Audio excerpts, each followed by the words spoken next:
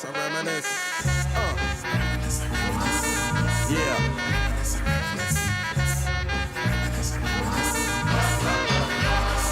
I reminisce for a spell, or shall I say think back 22 years ago to keep it on track. The birth of a child on the 8th of October, a toast, but my granddaddy came sober. Count all the fingers and the toes, now I suppose you hope the little black boy grows. 18 years younger than my mama, but I really got beaten because the girl loved drama. 3, 2, 1. Hey everybody, welcome back to another edition of the Punchmans Report. My name is Rusty Seabutter. And I'm Jimmy Burrito. And we are here to clap you up with... Punch clap. Well, I can't clap because I use push to talk. So it's not... I can't... I would do the clap That's right into my microphone, The one drawback of push to talk. Yeah, it really is. Hang Yeah, on, that's I what... can clap my arm while I... There you go. That's the trick, is you got to clap your arm. Maybe I'll clap my face. There we go. That was me just slapping myself. Yeah, so we're doing scores, recaps, and all that stuff for the Fearsome Fives and the Fighting Fours. How was I guess and we weren't around last week, so sorry everybody. Took a little break. We've both been pretty busy. But how your last couple games been going? They've been going okay. I picked up a couple wins.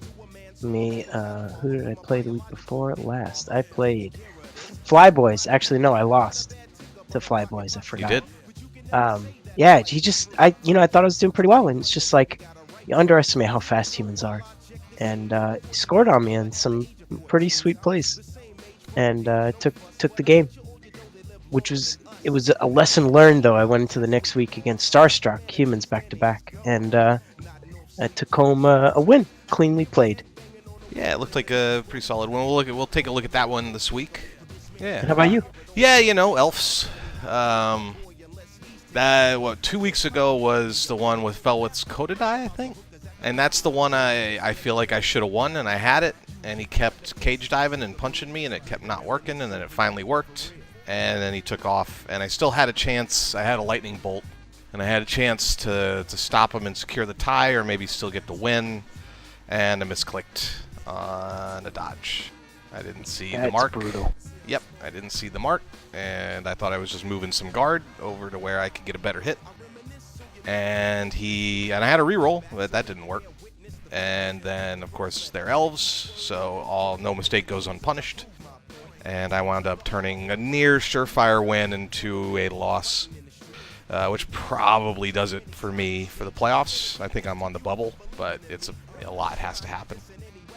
Then I had Chapsu last week, and I tied him up and roughed him up pretty good in the second half. He was roughing me up a little bit in the first half, but then it turned around. I got all my KOs back. He got none of his back, and then I just punched him a bunch. And he was not happy about that game. Yeah, I saw that. Yeah, it's okay. I don't apologize when the dice are in my favor. Much like I don't complain when they're in yours or anybody else's. Not just you, Jimmy, but anybody's. That is a good lifestyle of the Rusty and the Seabutters. Yeah, we all get it in our favor sometimes, and we all get fucked in the ass every once in a while. So these last two games I just described, to be a little bit of both. Except, I guess a misclick is just me fucking up. But what can you do? I do one every game. I guarantee it. You ready to dive into the old Fearsome Fives? Yep, sure. Let's do it. Let's take a look at the scoreboards.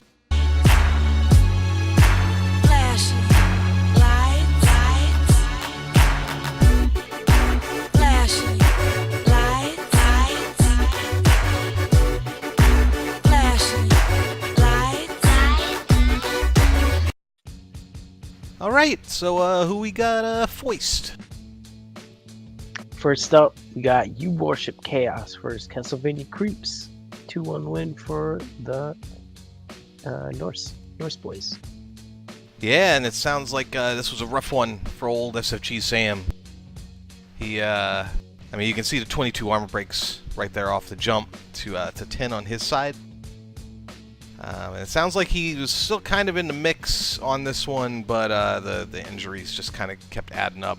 3 KOs, 4 injuries inflicted on 34 blocks, which is pretty pretty good yield on 34 blocks. Now he did say there was a lot of fouling in the game, to the point where towards the end of the game his dirty player didn't have anybody left to foul. But oh, and then Nathan Graves collected his 5th movement bust. Oh, Yeah. He just loves them. He's literally just running around with... He doesn't even have stumps at the knee anymore. It's probably just like...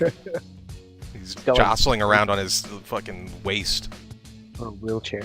Yeah. But yeah, it looks like a pretty thorough thrashing at the hands of the Chaos. Vampires being vampires are still able to make it into a 2-1 result and keep it competitive, but when you're down that many, I don't think there's all that much you can do. Yeah. Yeah, lots of dudes missing off the field during this one. It's going to be tough. Vamps, especially when you're missing all them blood bags. You got 5 amps. Yeah. Pretty nice SPP day as a result of it for You Worship Chaos. Well up in the 20... Oh, no. Not well up in the 20. 19, because I'm good at math. Versus 12 on the creep side. And let's take a look at those bloodlusts real quick and see how much the attrition was a factor. Not that bad, actually. 33 successes, 8 failures. I guess it doesn't say how many are removed off of a bloodlust.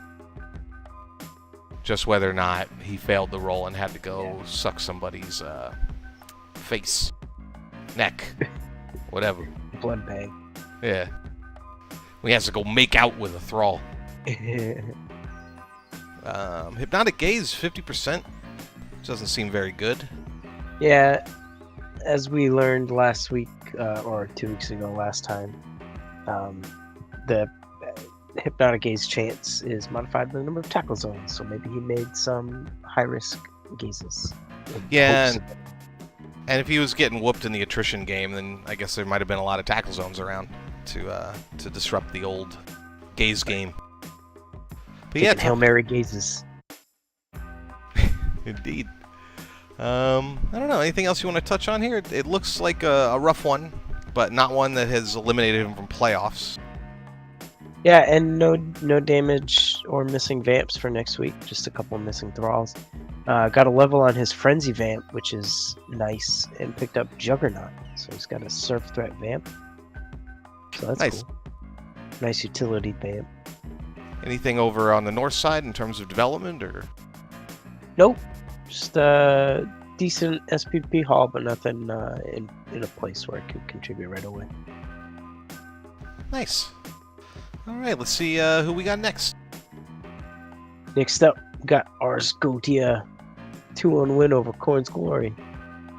Block versus no block, and block is the winner. Though a nice MVP right off the bat for a point knee beard. He did take block on this guy, which is maybe why he's starting to level so fast now. On point knee beard. Yeah, he's flying. Imagine that. You get block on your guy and it becomes more reliable. It doesn't even matter that you're AG2 and stop Armor his massive accumulation of stat busts. But yeah, I can't tell if one of these happened in this game or not.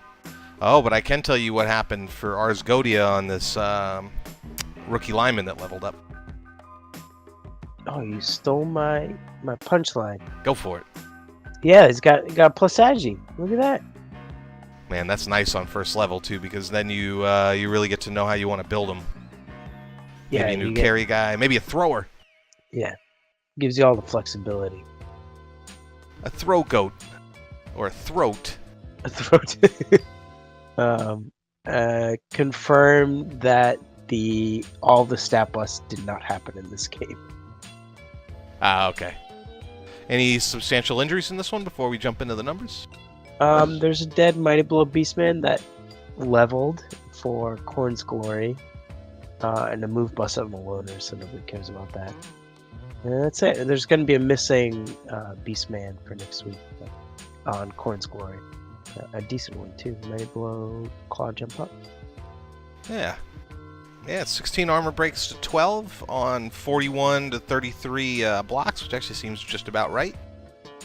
That translated into a lot of SPP earnings for Ars Godia. 2 KOs inflicted, 7 injuries, and a kill, versus 2 KOs and 4 injuries inflicted coming back the other way with the pure Mighty Blow team. Yeah. And this is a game where IPOS, the killer goat for Ars Godia, picked up 3 Kaz and then got badly hurt. He was working too hard. He was working too hard. He needed a break. Pulled a hammy. He's got a stitch. But his warrior Belith picked up the slack and got another 3 Kaz. So 6 Kaz on 2 players. Yeah, and look at that. There's 4 players here with 5 points or more for Ars Godia, which is a huge day. IPOS being one of them. You said Belith. Yeah, he got 6. Yep. But then Haggenti, who that is, and Vipar, who's the new Agi guy, both picked up 5 as well. Yeah. And a touchdown on Amduzius.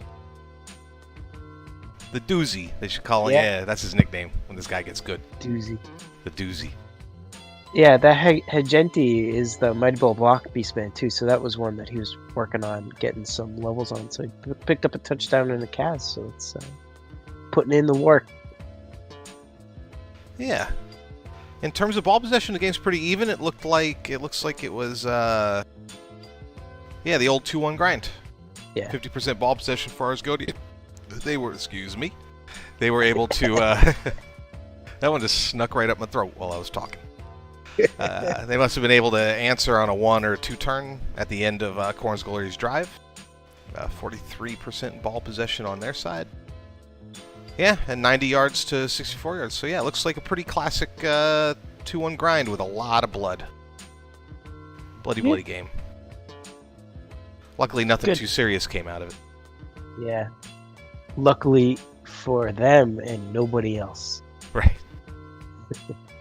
The 2 kill claw teams are supposed to cull each other, but they didn't. They picked up 2 levels apiece.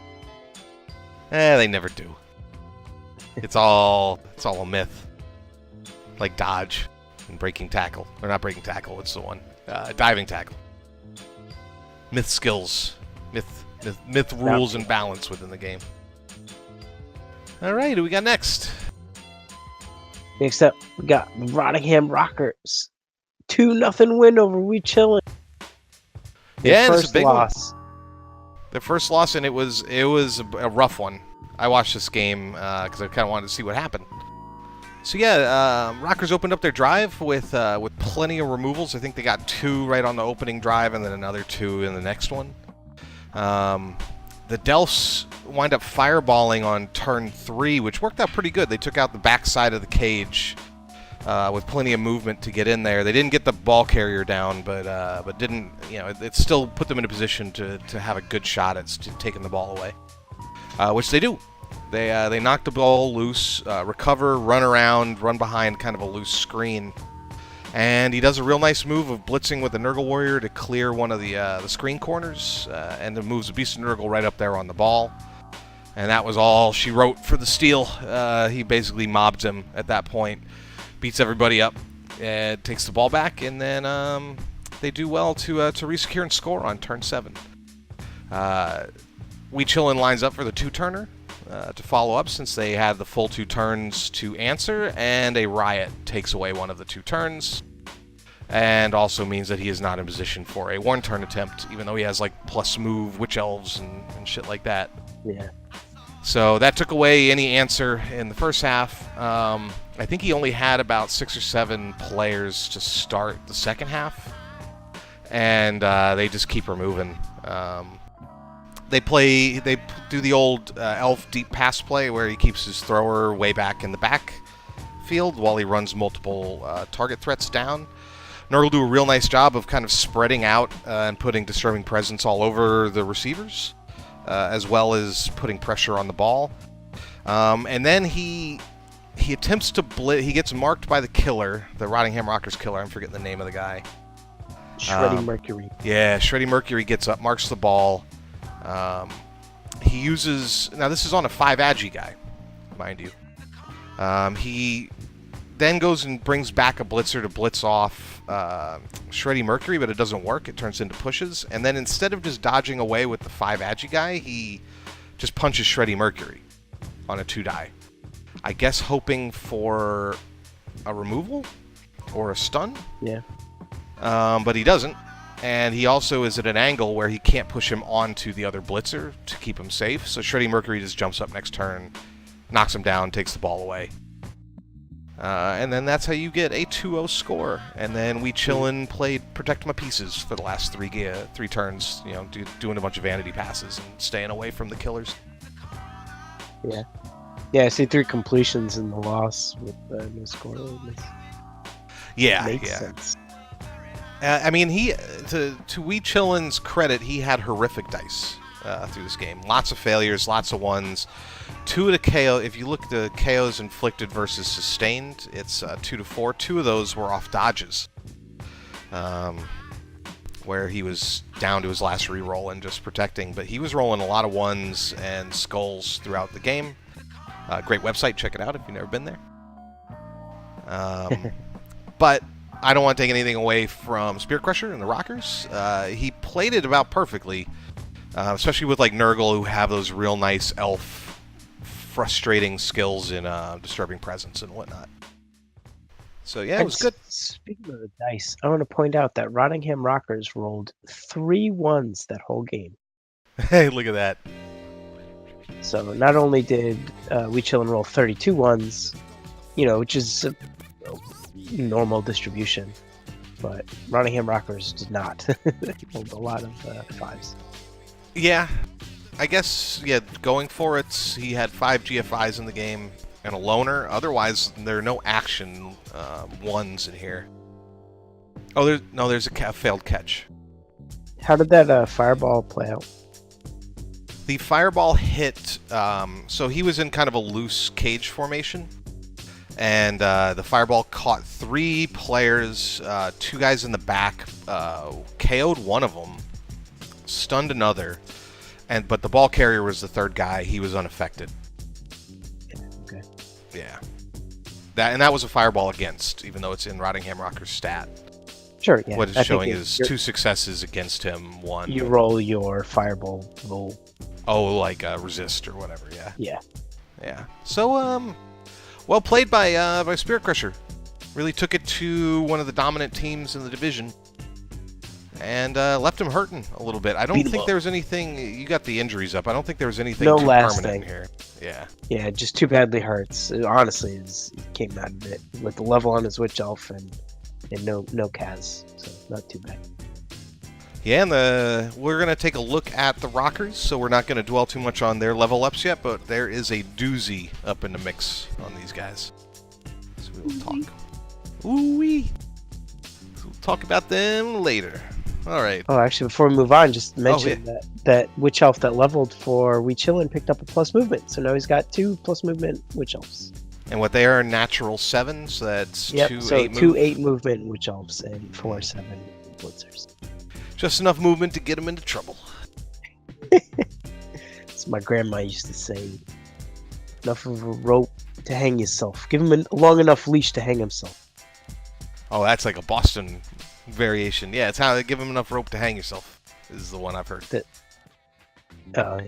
With the Not leash. enough belt or leash. Oh man, I was thinking prison style. Next up, we got Nightmare on Elm Street's 3-1 win over Fling and Fun. And the halfling magic couldn't come through this game. Nah, what are you going to do against all that IG5?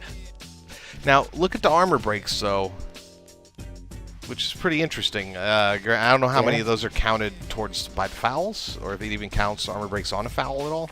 Who has any idea how stats work in this game? Well, I'm going to guess it's 4 of them. Is that right? No. So I'm looking at RebelNet, and it's got armor breaks 4 and armor breaks against. And for Fling and Fun, it's 15 and 15, and for Nightmare on Elm Street, it's 11 and 15. So 4 of those.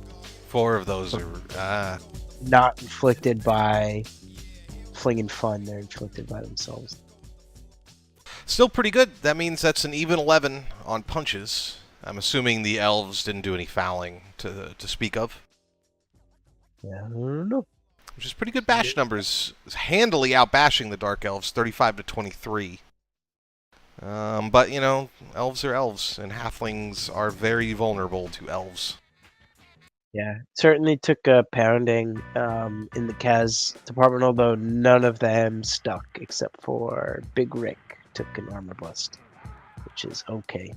That's one of the halflings? Just a, unleveled tree. halfling. Yeah. I mean, even a tree, it's really not that big a deal. Going from 10 to 9. Yeah. But yeah, it just looks like one of those games where the halflings couldn't pull the magic. Nightmare on Elf Street has a beautiful SPP sheet on the day. 532322166 on the day. I don't even. You guys at home can do the math on that. Only one level, but it was on a runner with leader and accurate. So it's picked up 3 completions and a touchdown for 6 XPP on that guy. That's kind of wild. And 4 passes all together on the game. So I'm guessing as he continually stole the ball away from the flings, he was just chucking it downfield to a scoring threat and running up the old score.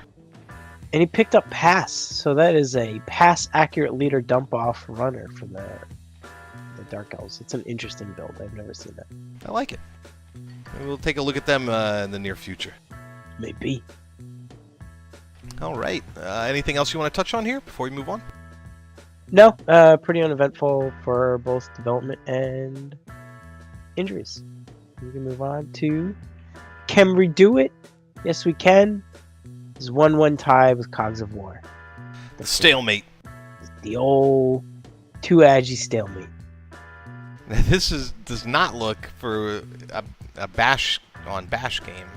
The armor breaks are quite different. I guess this is what happens when you have armor breaks. Yeah. Yeah, all armor 9 versus a mix of armor 9, 8, and 7. So that's how you get 20 armor breaks and an expulsion, which must be a death roll. I always get excited when I see dwarves expulsions, and then I remember, the death roller. It's not giving them the mug. They're greedy with their beer. Even then, 20 armor breaks on 56 blocks seems pretty nice. Translates into a kill, a few injuries, a couple KOs. Nothing. The Khemri were not able to generate a single removal throughout this game, which again is kind of remarkable that they were able to tie it. I guess that's dwarves. Yeah, unfortunately that death was leveled Tomb Guardian with guard George. Well, that's what Decay does for you. Well, was that the only notable set of injuries in the game? Another one of the other injury is this skeleton that also picked up the MVP and leveled. Who I guess he decided to keep because he leveled, but he's niggled. But he got dirty player, so I guess that's okay. Yeah, it's okay. He's just a trash skeleton still, just a little better at what he does. Just putting in a booting, guys. Still dirty. Getting hit. Anything else? Good SPP day for the Cogs of War. Not so great for Khemri Do It Yes We Can with just the touchdown. And so I guess when you get no removals, that's what's going to happen there. I wonder how he scored that, though. Yeah, 18% possession. No passing, 56 meters running. Meters? Yards? Yards. Using the old Imperial, as they should. 56 yards running would tend to imply to me that he got the ball and took off and scored in 2 turns. Yeah. And then was able to stop the Cogs of War as his team was crumbling. Or he got it late and then just burned past the dwarves and they couldn't catch up. Yeah. But 56 ball possessions, they had another chance at it, especially with 74 yards rushing. Yeah, I don't know. Don't know. So it's a good tie for McMackey, pulling it off. Sure seems like it. Yeah. All right. Anything else to touch on here? No, that's it. Let's move on to... I always forget the stadium's called the Bone Zone. Always makes me laugh. All right. Let's move on to Thunderstrike's 1-0 win over Frozen Dead North. He did it. His first win of the season. And the monkey is off his back. He does not have to suffer the embarrassment of the winless season. I know that feeling. That's how my second season went. It's a big relief. Yeah, I only beat Callisti. Wow. Oh, no. Yeah. It was Callisti and his rats. It was the only team I beat. That was the season my team was still a little undercooked and I got jumped up to 3. and I just got Yeah. batted around like a mouse in a cat's paws. Like a grasshopper in a vacuum. Yeah. Ask me why that came to mind. It's because I sucked up a grasshopper in a vacuum today. It was just bouncing around. Oh. Watched him bouncing around in there, like. Yeah, that's what he gets for being in. I'm assuming he was in your house. You weren't like outside vacuuming was. grasshoppers up. He was in my yard, all the way in the back. I had to go get him. Got 2 extension cords. Sucked him up. This is gonna be worth it. Even blocks on the game between the Necro and the Chorfs. And the Good Necro sign. having a better injury day out on 47 blocks. This is a remarkably low number of.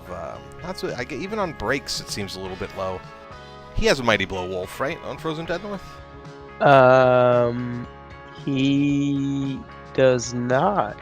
He has Ah. one werewolf. His other wolf died, Well, that probably helped. so he doesn't. But he does have 2 Mighty Blow Whites. So, although the Kaz came from, Kaz came from one of the Mighty Blow Whites with tackle. Probably Ketchup Rips. It was, Yeah. One of my favorite names. yeah, 2 Kaz and an MVP for him. So big day, no level, but he's getting there. Yeah, 42 of 51 SPP on him.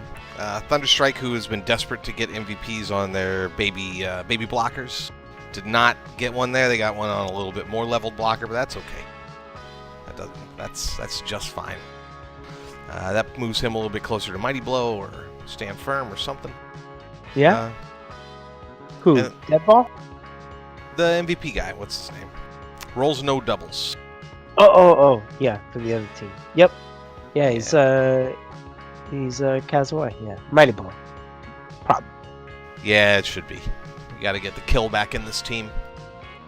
He might be one of the newer. I think he is one of the newer guys. He's one of the newer guys, yeah. Yeah, 56% ball possession, 72 yards running. Almost looks like a 2-1 grind, but it was a 1-0 grind. It would appear he took the ball away from Frozen Dead North probably in the second half. And Yeah. just sat on it and said, I'm going to take my win. I'm not messing around. Bye. And now Did put take some Chorfs on the market. Because I really want to buy Chorfs. the only perms in this game are on Hobgoblins. One of them was a loner. It was just 2 move busts, so not really for the amount of blocks and armor breaks in this match. And Kaz, it's not really that much going on. Yeah, I mean, the Kaz is just 3 for Frozen Dead North and the 1 for Thunderstrike, which are pretty pedestrian numbers for both Necro and Chorfs. Again, on a lot of blocks, 47 blocks a pop. It's pretty good. But it just didn't translate into much. Not a lot of breaks, not a lot of Kaz off those breaks. Yeah. I guess the conversion for Frozen Dead North was pretty good with 12 armor breaks into 3 Kaz. That's 25%. Is that my math correct? Yeah, my math is so good. So yeah, congrats, Wolfram. You did it. Ramajax. All right. right. Yeah, who's next? Let's move on to the next game. It is Doom Anvil's 2-0 win over Games Gals. Chorf week. Chorf Chorf. success everywhere. Chorf Town. Look at that MVP. It is on Frenzy Cork. Rotten Bull. Who doesn't have Frenzy, unfortunately. Right. Maybe he'll get frenzy when he gets Legend on him. It would appear Pixel Chick, the line woman who got the MVP and the level for Gambas Gals, is no longer on the team. So, That's nothing there. unfortunate. Yeah, I'm guessing that's a niggle or something. I'm just going to keep clicking in hopes that eventually it comes up and tells me information, but it won't. It was a niggle. Yep. Yeah. And I'm guessing she didn't roll something worth keeping. Yeah, at least you roll it, right? Just to see. Yeah. Yeah. But yeah, 7 I armor was and a thinking- niggle is pretty brutal. Consider keeping her with a level because you just get blodge or something, but you're already like near the capacity for your bench, and the more important thing is actually just not having a body. So you can cut her and replace her, give her a fresh body. That would be better. Yeah. This was a similarly equal punching affair.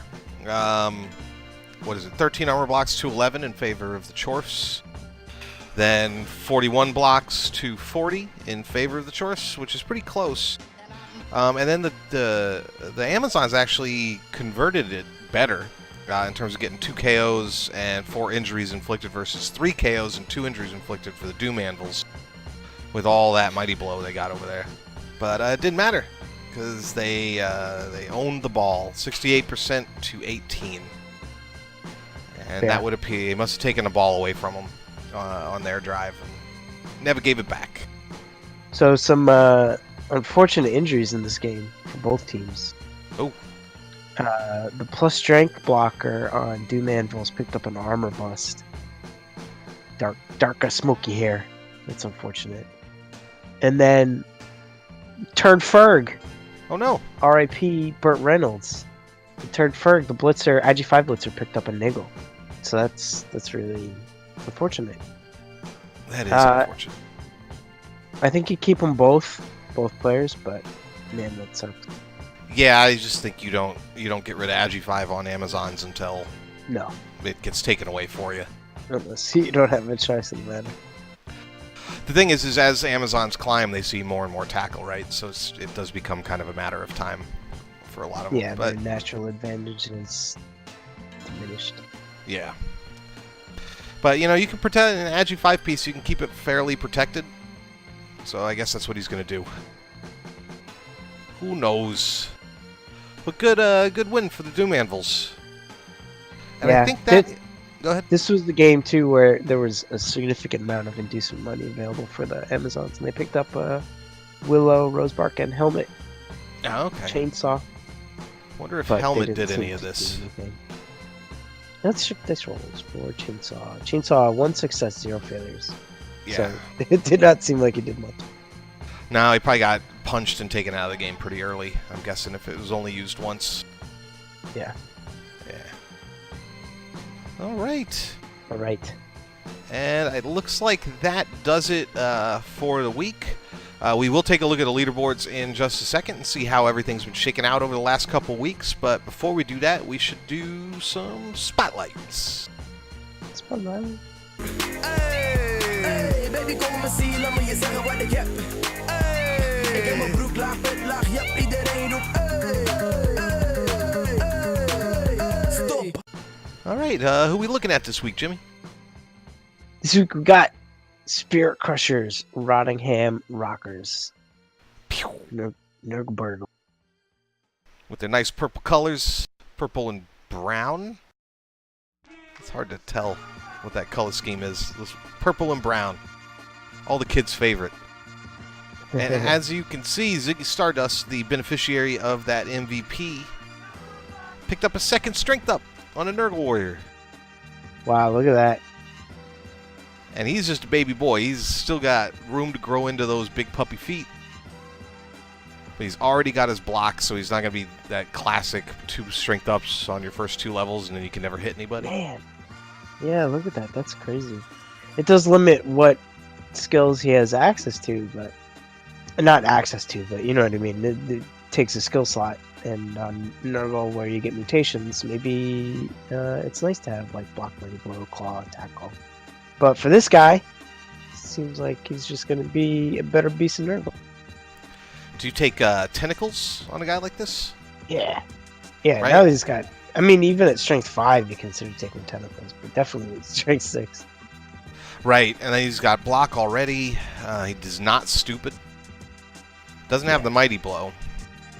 But yeah, tentacles and I guess stand firm, right? Yeah. Guard. Tentacles guard then stand firm? Yeah. Yeah, I guess right? so.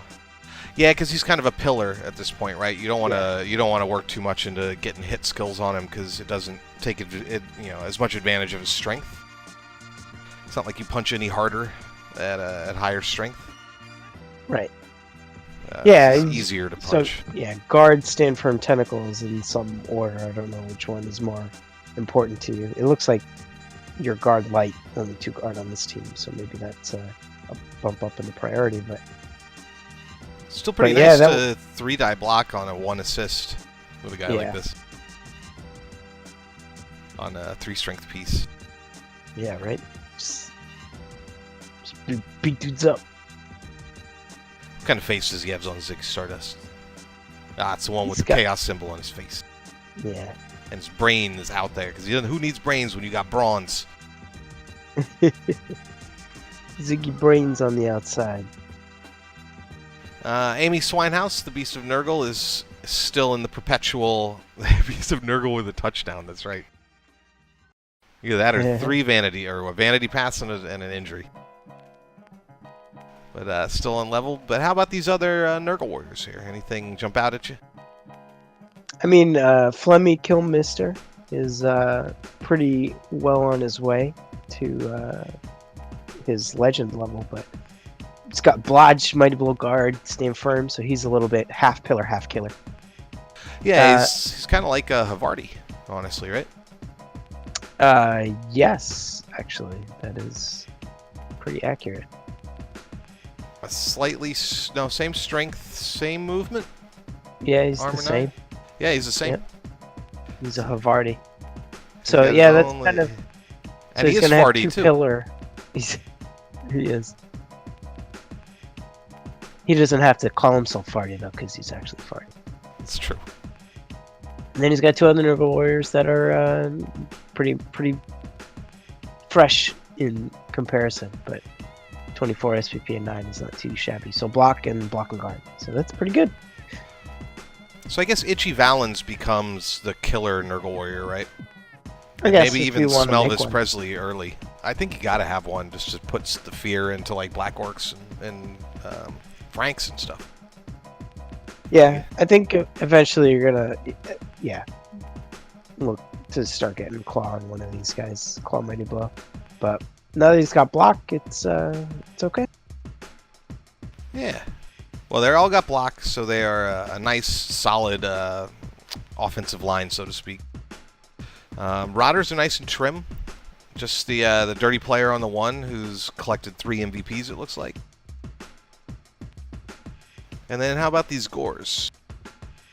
Yeah, so this is the real core of the team, I think. The Nurgle Warriors are nice and all, but They're he's solid. got these solid utility pieces. I think we've talked about this previously, but he's got his killer, his sacker, and his ball carrier. And then Zip Vicious, who picked up plus strength first level, so you could turn him into anything. Yeah, whatever you want. If you want him to be another Nurgle warrior, you can do that. A killer, a pillar, a sacker, whatever you want. I think you make him a second killer, I think so too. because he can blitz at 5 strength, so he can just blitz Black Orcs and things like that with that kind of speed. You can get him downfield. Maybe you luck into another stat up, and then he becomes a little more versatile. But So that is why I think maybe his Nurgle warriors you don't have to get a killer Nurgle warrior, because now you've got a 4 strength pest with horns. Who's like a Nurgle warrior with his own assist built in. yeah, no, that's true. Build him into a killer and just make all your warriors pillars. The problem is, and I think the only disadvantage to doing it that way is the armor. All your kill is on 8 armor at that point. Yeah, So you also- don't have it's a banger. it's got to be a blitzer, or it doesn't have to be, but is a blitzer. So you have 2 kill pieces where only one of them can hit a turn, most likely. Yeah. Yeah, that's what I mean. What always happens to me when I play Nurgle with orcs, at least, is I basically lock in on the 2 killers. It's always a Nurgle warrior and always a pest. And I focus pretty much on removing the 2 of them, and the Nurgle warrior is always a giant pain in the ass because of the armor 9. Mhm.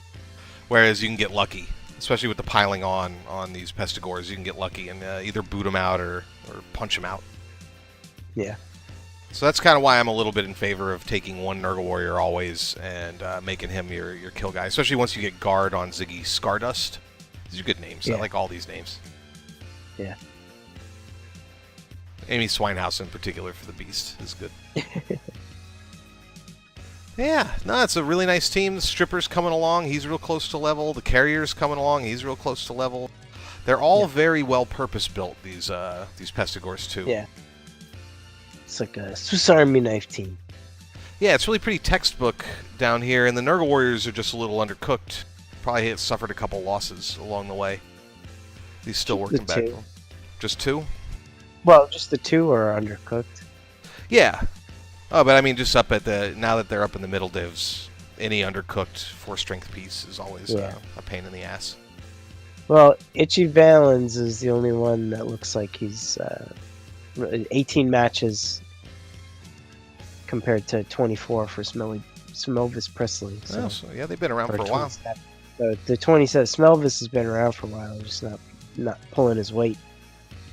Yeah. That does kind of happen until they start adding Mighty Blow across the Nerd Wars. It's real tough to get those levels. 47 matches for Flemmy. So Flemmy's the only one that's OG. That was the Nerd Warriors.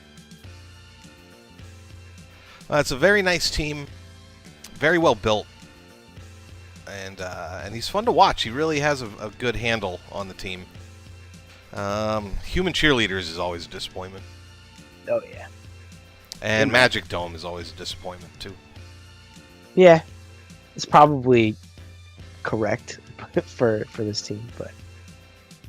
Does he have... Well, he's got a Sure Hands 3 Agi piece. I don't know. Yeah, so he just got Sure Hands on him recently, though, right? So. Oh, right. Yeah. I mean, I would just... This is my own thought process, or maybe the way I would play Nurgle, is, especially once you get a Sure Hands, like Blodge Goat like he's got here, I would get rid of the Weather Dome, because with all your Disturbing Presence and everything else, I think Weather is far more beneficial to you. You can really start shutting teams down if you start letting it get rainy. Or take away the Deep Pass, things like that, where they throw over all of your Disturbing Presence. Yeah. Just a thought. But yeah, anything else you want to touch on with these guys? That is it. All right, well, very nice team, Spirit Crusher. And he's doing real well. I guess let's take a look at the leaderboards and see how well. Okay. Hey, yo, I'm gonna be on tit out. That's all my eyes can see. Victory is mine, yeah, surprisingly. I've been laying, waiting for your next mistake. I put in work and watch my status escalate. All right, so off the bat we can see CR Nose is holding on tight. Even with the 1 loss adding to his inherited loss, he's still a solid 2 points above the next 2, which is the guys we just looked at, Spirit Crusher and his Rottingham Rockers, and McMackey with his Kimry. Set back by that tie this week. Yeah. That could have put him in a tie for first. Maybe not with touchdown differential. But it would have put him in a clear lock for number 2 for playoffs. Whereas now he's kind of in a battle with the Nurgles. Gazcool as well is right nipping at their heels with You Worship Chaos and the Norse. And this is actually a lot. This is a lot of good teams up here at the top. It's a competitive division for sure. Very competitive division. You start to see the drop off a little bit there at Sunhawk and A Nightmare on Elf Street. I think they're a full win behind kind of all these next guys who are all clustered very, very tightly. Yeah, it's looking at the points over here. It's 21 points for CR No, 19, 19, 18. And then Sunhawk and Doomanvil's Voltron are in there at 15 a pop. And then Vapor Gecko and his Castlevania Creeps, that being SFG Sam, our good buddy. And Revert and his Cogs of War hanging in there at 14. And then Zeta is still, I don't know if that's in striking distance at this point at 13 points. Yeah, I think it'd be tough. Where do you think the cutoff is here? I think it's probably above Zuzuda. Yeah, with just 2 playoff spots. Yeah. I mean, I think all of these teams that have between 13 and 15 points have a chance. I think basically everything's got to break really, really right for them. I would say the people really in contention right now kind of ends at Gazcool and the Norse. I say these top 4 are basically battling it out at this point for the spots. Yeah. With threats from another, 5 teams below that. Which, good job, division. This is as competitive as I've seen, I think, across REL. Yeah. To have your 9th place teams still in contention. So if Arscotia wins out, he would have a maximum of 25 points. Right. So you need a massive losing streak out of these top teams. Yeah, out of many. So that's where I don't know if it's possible based on the schedule for that to happen. But right, like how many of these not in since so many teams are in contention, how it basically means like Frozen Dead North, Flingin' Fun, Gambas Gals, Corn's Glory, and Wolf Ramajacks all need to just start winning out against these top teams almost exclusively. Yep. Yeah, it's pretty tough. But the playoff race is taking shape. Pretty exciting. Oh, and is this what? Why is there a golden football next to Wolf Ramajacks on Rebel? I don't know.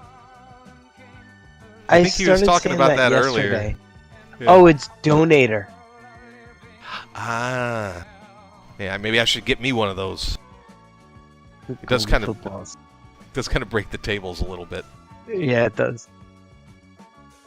But good on you. It's a good thing to donate to. I would encourage everybody listening. This, why am I forgetting his name? Who's the guy that does the thing? What? Major Bite. Right. Yeah, Major Bite does a fantastic job with this site. It's come along not only beautifully, but really, really quickly over the course of the season. It's kind of turning into a one-stop shop for everything you need Rebel-related. So if you got money burning a hole in your pocket, go throw some ducats over there to Major Bite and the Rebel.net crew. All right, should we go make some picks for the upcoming week? Let's do it. Let's do it. Like Scott Pruitt. They took an L, but you're not a bounce back, boy. I've been broke as hell, catch the check and bounce back. D-Town LAX, every week I bounce back. If you a real one, then you know how to bounce back. Let's not do it like that. What, you don't want to be really corrupt? No. We are also taking donations. If you would like us to make picks in your name, just send the money to rusty@rustybutter.com and jimmyburrito@jimmyburrito.com. All right. First, who we got first? First up, we got Castlevania Creeps versus Flingin' Fun. And this is a must-win game for the Creeps. Yeah. How banged up are they coming off that last game? Missing 3 thralls, not too bad. Missing 3 thralls. So how much does that leave him with? Thrall's a thrall. So that would leave him with 12 players, so 1 thrall on the bench. That's a little rough. 7 thralls. Yeah. For 5 vamps is a little light. Little tense. And he's certainly not getting any inducements from the flings. So this is a tight one. I'm going to go ahead and take Sam, but I think this is a dangerous game for him, and he needs to put a lot of gravity behind Mr. Christie and these flings. He sure does. He does have the money to rebuy 2 thralls, so I don't know what his plans are for that. They are leveled thralls, so maybe you don't want to fire them, except for Nathan Graves. Well, he's got the 1 space, and he's not going to be able to pick up star player, so you might as well fill the space and then cut it. That's what I would do. I buy trolls and cut them the next game all the time. I'm so flush with money. Who are you picking? I am also picking the Creeps. All right. But good luck to the Halflings. Yeah, well, I mean, this is an interesting game for them. I think they'll have a lot of the same problems Halflings have with elves against vampires. The agility and the ability to get back behind them. This game does have a possibility of getting away from the vamps with bloodlusts and the low thrall count and the high vamp count. So if things start turning on them, it could be tricky and create an opportunity for the Halflings. Yeah, well, he needs to do everything he can to not help the Halflings out in terms of removals, because then it can get wacky. Wacky in a hurry with 2 wacky teams. It should be a fun one to watch, though. All right. Yeah. Who's next? Next up, we got Can We Do It? Yes, we can versus Rottingham Rockers. And that game is underway at the moment, actually. Oh, good. We got it in time. And this one's got big playoff implications. Sure does. I don't know. Who do you like in this one? I'm going to go Camry. I'm just looking at... they have identical touchdown differentials as well. Identical records, identical touchdown differentials. So you're betting on McMackey to hold it down? Yeah, if anybody can deal with the extra strength on the Snurgle team, it's Camry. Yeah. With more guard than you. Does he have... I can't remember. He's got a decent amount of guard on them? He's on 3 McMackey's? guard on these Camry. Oh, yeah, that might be enough. Even though he doesn't have any stat ups or anything fancy on this Camry team. No, but 4 or 5 strength guys. He does have a new team guardian to replace George, so he is unleveled, but he does have the 3 with guard. Yeah. I think I'm calling a tie on this one, just because it feels thematically correct to me. Yep. And then the standings will remain unchanged, and we'll continue to have an exciting race next week. And it'll be good for everybody else. In fact, that's for all these other teams praying to creep up. A tie would be perfect. So I'm picking in the interest of the show. All right, who we got next? Next up, we have Arsgotia versus Frozen Dead North. Yeah. Now he's still at 1 wolf. Is that right? Is he still? He was in his last game. He has got... Oh, no, his other wolf... Oh, no, he's got 2 wolves. He has another wolf. Finnegan was out last game, I guess. Ah. And there's the Mighty Blow wolf. Okay. Yeah. So he was out last game, so there's no Mighty Blow in that game. I see. This is a toughie. So I had to click around. I think I'm going to give the nod to Arsgotia. They're playing for the playoff spot. Right there on the edge of the bubble. And they've been playing real well the last few weeks. So I think the momentum continues to carry here. Yeah, and it's Frozen Dead North right below them on the leaderboard at 11 points. Probably out of it. Probably out of it. I think, yeah, it's mathematically eliminated if anybody above him wins one game. Yeah. So you going with ours as well? I am. Yep. He's starting to pick up. He's got 2 plus Agi Beastmen now, so... Yeah, it's kind of starting to come together in terms of that build. Yeah, he's starting to get a little bit of flowering of his non-level 6 Beastmen that's going to help him going forward. So good. Girl goats are becoming woman goats. Growing hair in the armpits. Yeah. All right, who we got next? So, there's another one with playoff implications. Is You Worship Chaos and Doom Anvils, both at 15 points. Is that right? No, You Worship Chaos is at 18. Yeah, and You Worship Chaos can probably put Doom Anvils away. A loss here would be pretty devastating. Especially considering that would put Doom Anvils up at what, 18 points? We're keeping... Oh no, I'm sorry. That would put Gazcool right up in the mix. 21, yeah. And keep Doom Anvils at 15 points. So that would get into a range that is becoming about impossible to come back from. Yep. So I think they're going to be playing hard this one, but will it matter?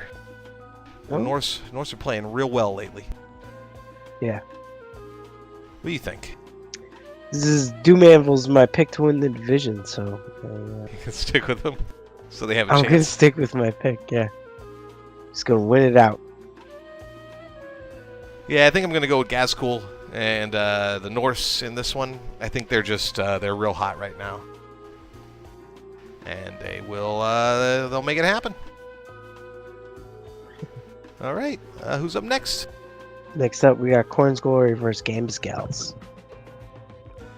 And the question in this game becomes, how often does he hit and blow up an Amazon versus how many times does he not hit because he does not have hitting skills. So has that changed at all? I'm going to take a quick no tackle. Oh, two tackle.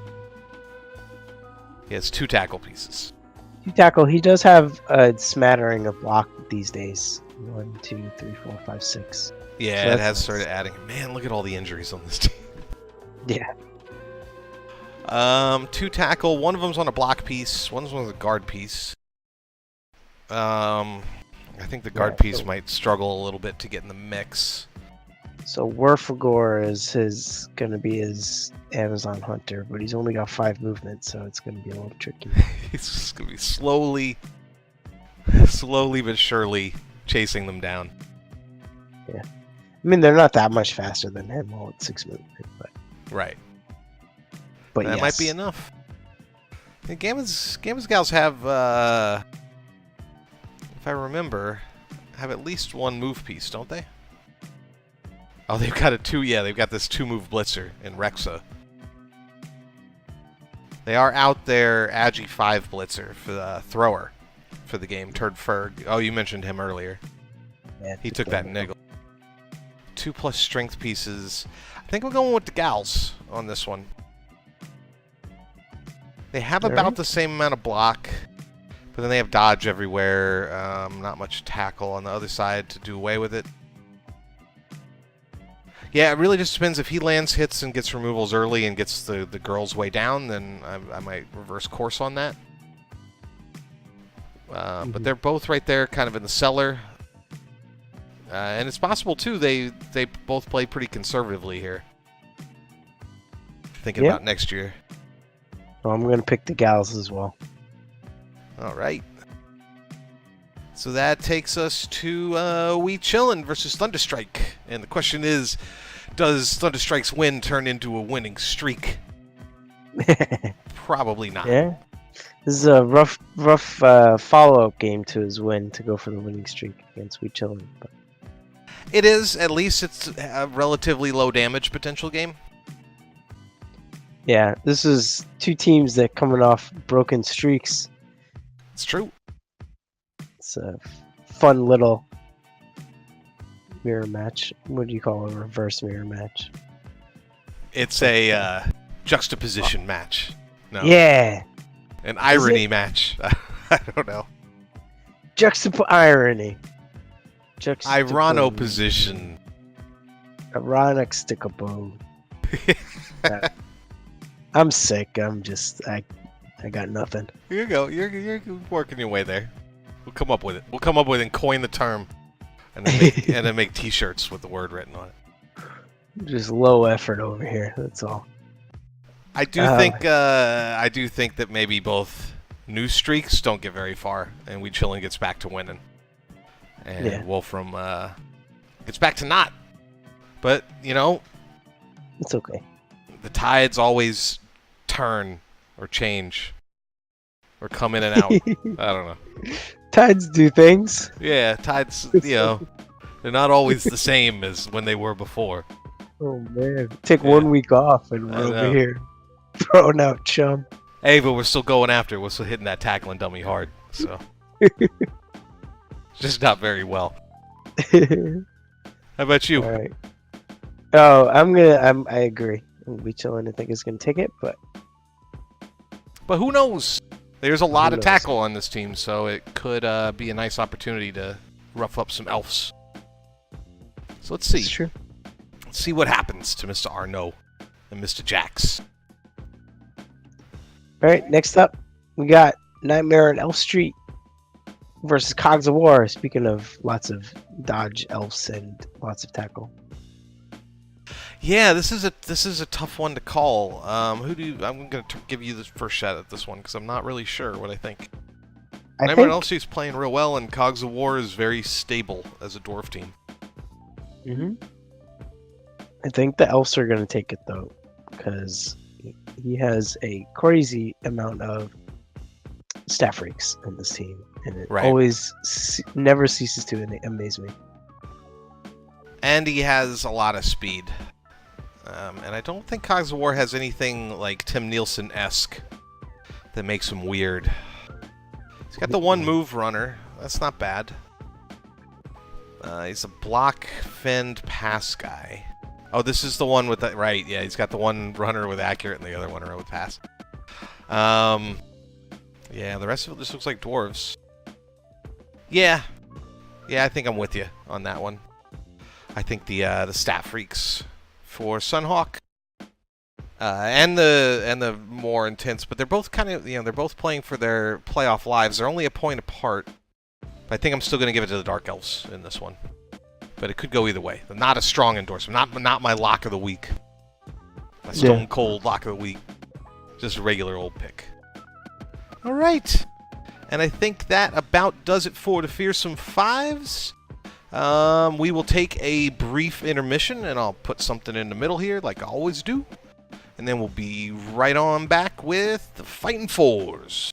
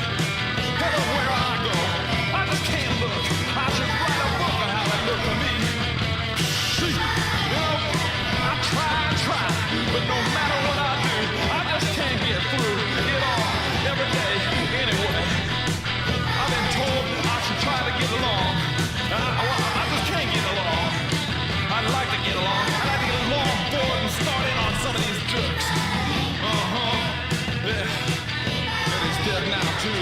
And it's just no barbecue. You used to have the pig's feet and your hogs, jaws, and the pork lips in there. Yes, sir. Wish I had some of them pork lips now. All right, and welcome back, everybody. Now it's time for us to dive on into the Fightin' Fours. Should we just go straight to the old scoreboards? Yeah, let's do it. All right, let's hit up some scoreboards. Flashing lights, flashing lights, flashing lights.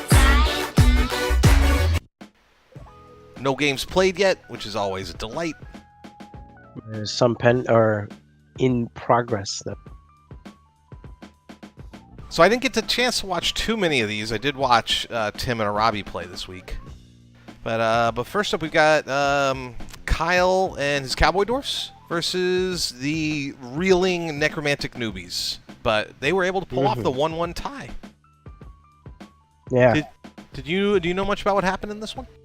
No, I didn't watch it. I just Kyle gave me a rundown, but I forgot a lot of what he said. But look at the armor breaks. I think he was lucky to get the tie. It sounds like, but Oh, the Necromantic Newbies were? I would imagine. Yeah. 23 armor breaks to 4 on 63 blocks to 33 blocks.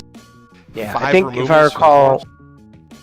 there was a lightning bolt and a freak. The freak ghoul was able to steal it and just keep it away.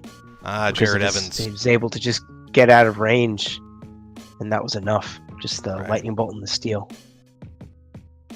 Well, that'll do it. If you're not protecting against it.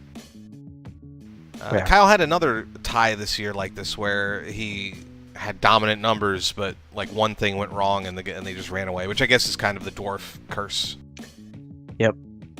It was against me, I think. Well, he's Might had a have been. bunch of ties, but Yeah. But I mean, very nice game for him statistically. 62% ball possession, 5 KOs, 5 injuries. Racking up to huge SPP day, whereas the Necromantic Newbies basically got their MVP and that tying touchdown. But that was enough. yeah. Only 1 KO off of the 33 blocks. And I'm curious how much of this yards rushing was on the steal at the end. Probably most of it, yeah. Yeah, because I'm guessing Kyle took the ball away from him on the newbies drive, and then the newbies got it back. Would be my guess. Yeah. Right, that's how you get 1-1 out of Yeah. this kind of game, especially if it was a lightning bolt steal at the end. Yeah, so Kaz taken for the newbies in this game were his missing. He's gonna have a missing game on his white.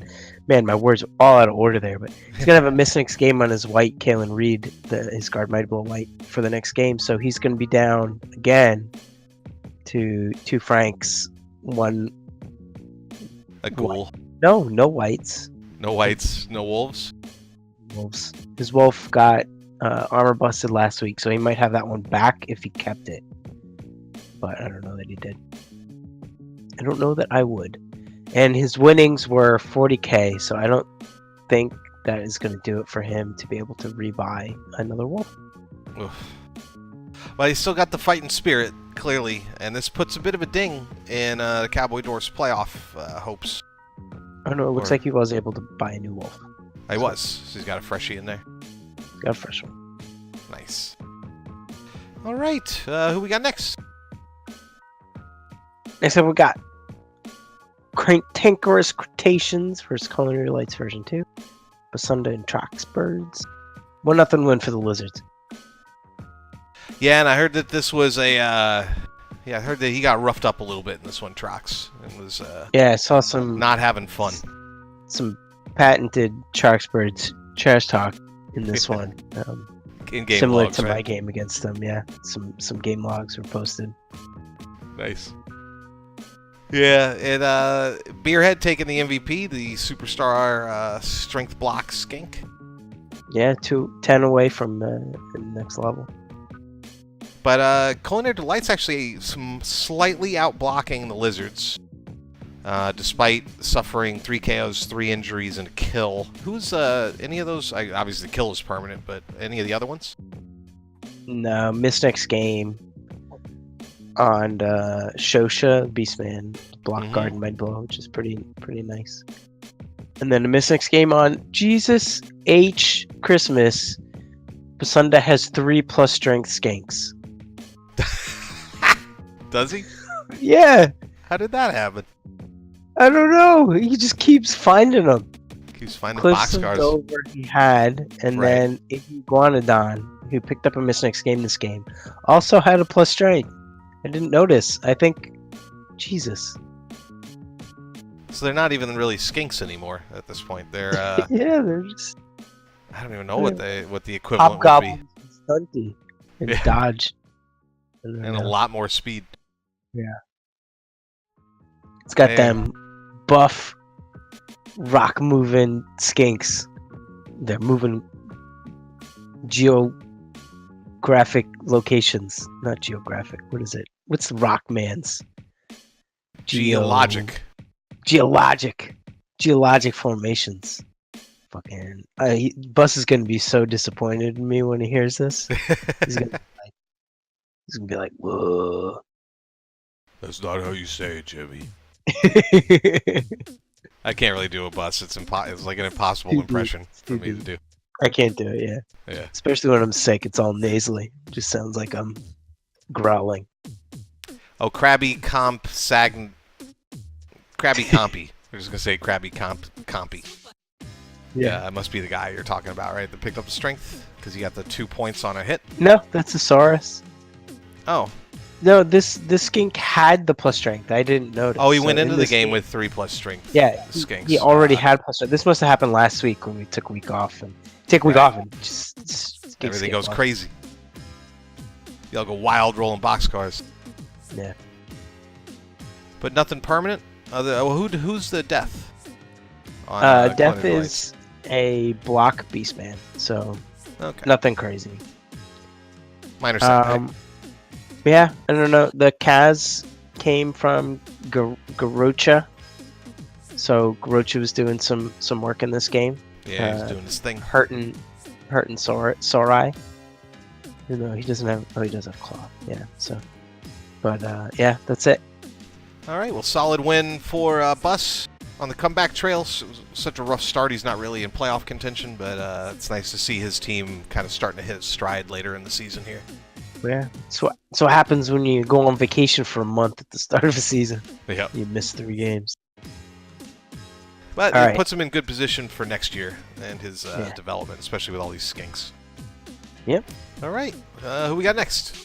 Next up, we got 2-1 win for the good guys over Starstruck. Why don't you tell us about this one?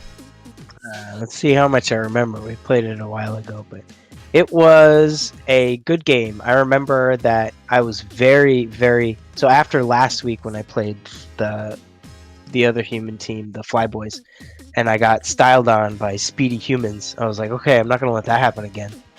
I still managed to let it happen again. I was not able to fully value the speed on a human team. And he did pick up Zara for this game, I think, right? Oh no, I'm mixing up my games again. No, I don't believe he did have Zara in this one. No, there was no Zara. Though he did lean into the punch game, as I recall. He And did, it kinda yeah. cost him late. He was hanging in there for a long time, but it kind of cost him late. Yeah, marked me up a lot. Was going for punches. But you're right, yeah. And I was able to get some good hits with my Count Roquefort. Got a Kaz on him. And then my Flesh Golems picked up 4 Kaz between them. So just mark up the Flesh Golems to hold them in place, and they were able to punish him for it. Yeah, well, it's a solid win with Kyle tying. That's pretty big for the standings for you, isn't it? Yeah, so it puts me back in contention with Kyle's tie. Nice. And probably the best part about this game was that on turn 1, I killed Turley-Ina, Firstborn, and picked up a really nice trophy zombie. Turley-Ina, Firstborn. Yeah, and unfortunately for Captain Deuce, like turn 15 and 16, a surf and a block gave me miss next game. Oh no, it was a failed block. He hit with his ogre mama. Mm-hmm. Picked up a miss next game, and then his plus agi blitzer got surfed and got a miss next game. So At least they're just miss next games, and it's no permanent damage. right, but his next game, based on his turn 15 and 16, he's going to be down. Two of his better players. Right. Well, it gives him a chance to do Son of Turley on that new Yeah. blitzer. I don't know how much I was feeling Turley-ina as a name. No, So Yeah, the universe sorted it out. You told him what? I told him I was doing him a favor, killing that name for do-over. Well, does he have money to take you up on doing him that favor? He got 30k winnings that game, and he's at 20k now. Might already. Wait, bought you it. talking about a little bit of the greasy palm? No, No, he- no. What are you talking about? No, what are you talking about? I don't know what you're talking about. I mean, did did he nothing have wrong. money to buy another blitzer? He did, and he named him Turlemagne Second Born, which That's not so bad. is better. Yeah. It's better than Turley-ina. Man, you had a nice SPP day on this game too. I sure did. Yeah, 2 touchdowns on the Wolves, got levels on both of them, and a Kaz on Count Roquefort to finally get him piling on. So I was able to gamble on the doubles last level, give him jump up, and wasn't necessarily punished for it. I got that next level pretty quickly. Yeah. Now he's flying along. So he's level 6 now, right? And he's just Yeah. working on Legend. Yep, picked up piling on just in time for a Robbie, where his niggle is going to be a huge liability. Yep.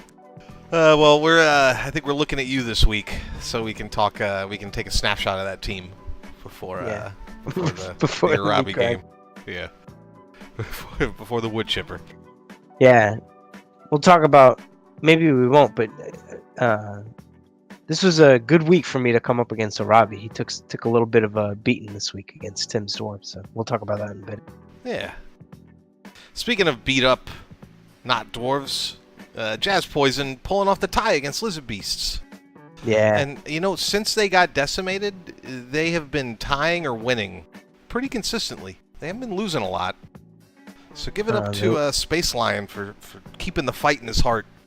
yeah. He did lose to Kyle though to keep Kyle ahead of me in the standings. So, but I mean, that's any dwarf team against what's left of Jazz Poison is a Yeah. brutal game for them. a bunch of loner goblins. He's got 6 loner goblins in this game. Well, one of them got MVP, which I guess when you got 6 isn't that surprising.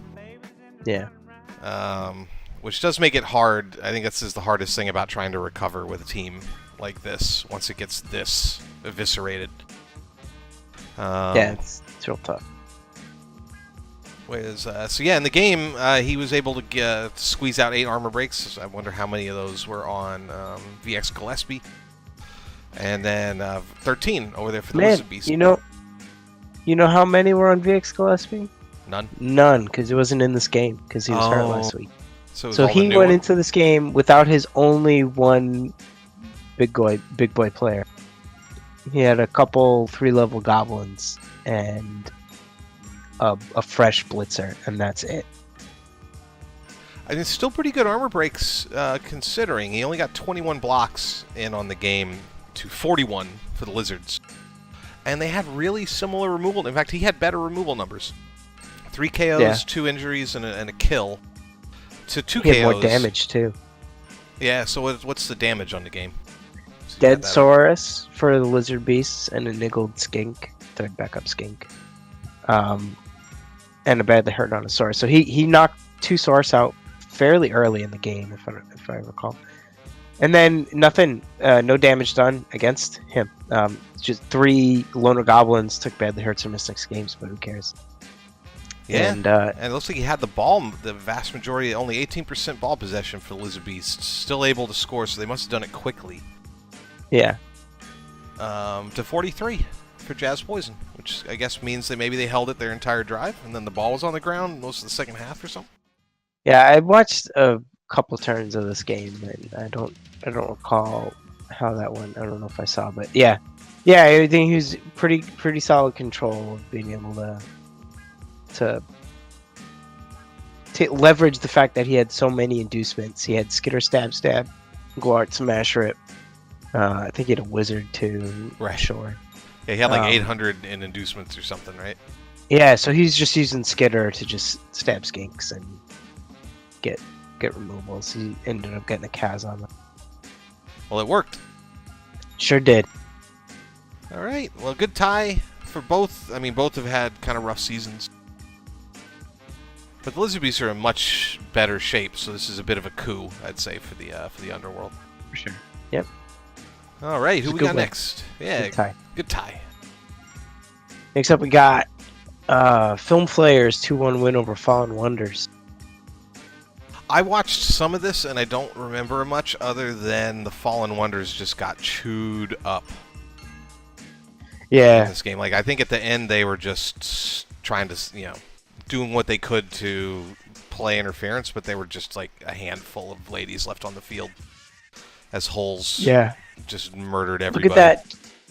20 armor breaks on To 52 blocks with 5 KOs and 4 Kaz. Sounds like a holes game. Yep. 75% ball possession to 18. They still managed the quick score with a pass. And they managed to throw an injury in there. And if I remember, it's not a nothing injury. It is, in fact, a nothing injury. Ah, I don't remember. I don't actually see who it was against. Well, how about going the other way? How what kind of damage were the ladies taking in this one? All those 4 injuries. So, all things considered, one miss next game lineman who's a rookie. So, not much. 3 badly hurts. Not So bad at all. the damage was too bad at all. Yeah. Yeah, and Holes just keeps rolling.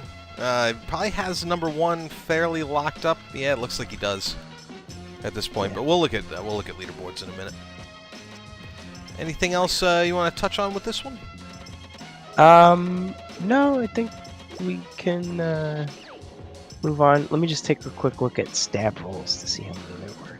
Sure. 1 success, 7 failures. So that's what you get for taking Zara, I guess. I don't know. I had this conversation with somebody else recently with Zara, where they succeeded 3 or 4 stabs on me. And I was like, yeah, that's great when it works, but it is an aberration. It does not happen often. It's such a weird thing. I have such weird feelings about Stab and Zara. I mean, in a Yeah. lot of ways, I usually feel like she's just better as a As a blodge force strength Yeah. piece. pillar almost. I mean, she can threaten with the stab, but it's... Yeah, as a pillar, because you can stab with her. As a pillar, you don't have to roll block. Yeah, it doesn't hurt to have it, I guess. Yeah. She does get that bonus against undead or something like that with stakes. Mhm. But it doesn't feel like it really matters that much. I don't know. I guess If on you're the ghouls. if you're stabbing ghouls or skeletons, it's great. If you're stabbing anything else like zombies, anything armor 8 or above, it's like a coin flip on whether it's going to break armor. Big SPP day for Film Flares. Pretty medium SPP day for Fallen Wonders, but not terrible considering there's no big damage. 729. 2018 was one of the... number 2. He brought him back after he died. Brought him back and got a Kaz on him, Yep. Whereas Neo racked up 11 points to give the Flares a pretty nice day. Wow. Yeah, 2 touchdowns and an MVP. Yep. One of those passes for the Fallen Wonders was on a thrower for a level on Alkino the Seducer, picked up sure hands. So Nice. This keeps getting better, Alkino the Seducer. sure does. All right.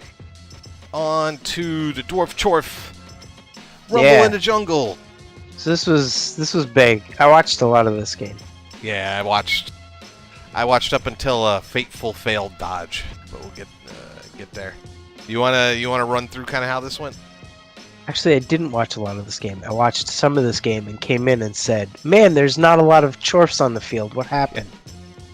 So Tim started, scored early, or he held out and stalled, but he got into scoring position very early and basically left his runner just sitting up at the goal line a mile away. And in the meantime, he just knocked the snot out of Robbie and was getting KOs and a couple injuries. He got rid of both bulls in the first half with, I think, miss next game caliber injuries, so you're not going to see either bull in the upcoming one. And he really knocked him around, but then Arabi got his KOs back for the second half. And the Dwarves took a little bit of damage right there at the end of the first half, so it wasn't a big numbers advantage. They had a numbers advantage, but it wasn't substantial. And then the Claw Mighty Blow piling on started happening on Arabi's drive. But I think the notable thing is there was a really massive play in the second half where Tim had a chance. He could basically get the ball away, or he did get the ball away. He blitzed the ball off of the Hobgoblin, who had to go back and recover, who attempted to pass it up to his massive dudes on the right sideline, and he just threw it straight out of bounds, and then it bounced back kind of right into the same area where that Hobgoblin that threw it was, and Tim had guys there to go after it, but he opted to try to dodge the dude to get either an assist, or I think he wanted the 2 dice on, I can't remember exactly what it was. But he basically dodged a blitzer to try to either hit or add dice to the hit to get the ball, instead of just running a free man over and picking it up. And I'll still, we don't agree. Tim and I, we talked about this afterwards. We don't agree on it, but he had a chance. He had a chance to steal the game. But then once it didn't play out and he failed that dodge, Arabi just, you can see right here, 38 armor breaks, 215. 38 seems high for Arabi. It's like 33 or 35. Yeah, normally he doesn't get this many blocks either, because he's removed most of the other team. Right. Yeah, I mean, he survived 53 blocks by the Dwarves, and that's really indicative of that first half when they were just knocking dudes around. But he was able to pull off 44 of his own, translating into 2 KOs, 6 injuries. But things towards 8, pretty respectable removal numbers themselves. 4 KOs. Unfortunately, I think all of those came back.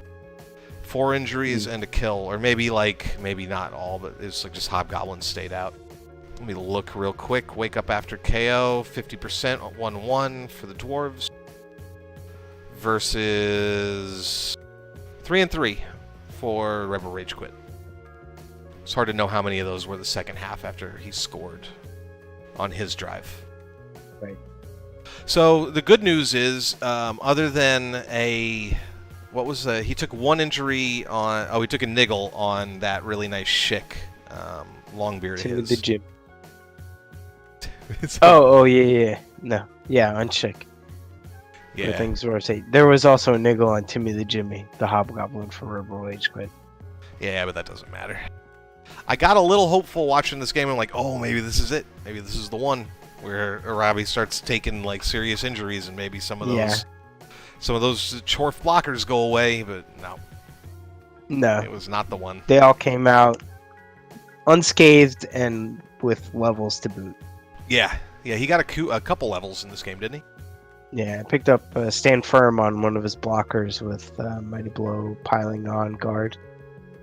And then also picked up Fend on a guard Hobgoblin, which is a guard 30 player Fend guy now.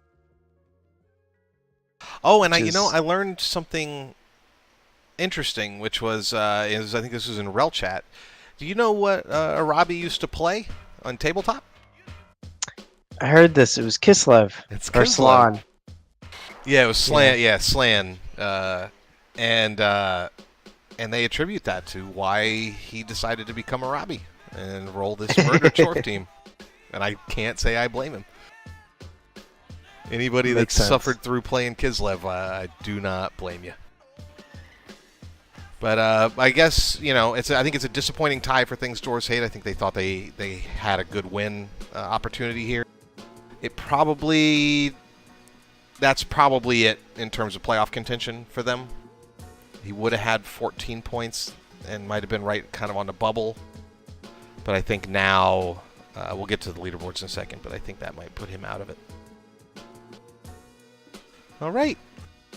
All right. Who's last? Last up is Flyboys tie-in 1 True Path 1-1. This just happened yesterday. Yeah, and this the Flyboys continue to keep punching and keep fighting. Both beating you the week before and then tie in 1 True Path, which I think is relatively healthy, aren't they? Correct. Yep. They look just fine. They've got one guy out for the game who took a move bust. 10 players, so they're a little short-handed. So they've definitely taken a couple losses along the way, but they're not crippled by any means.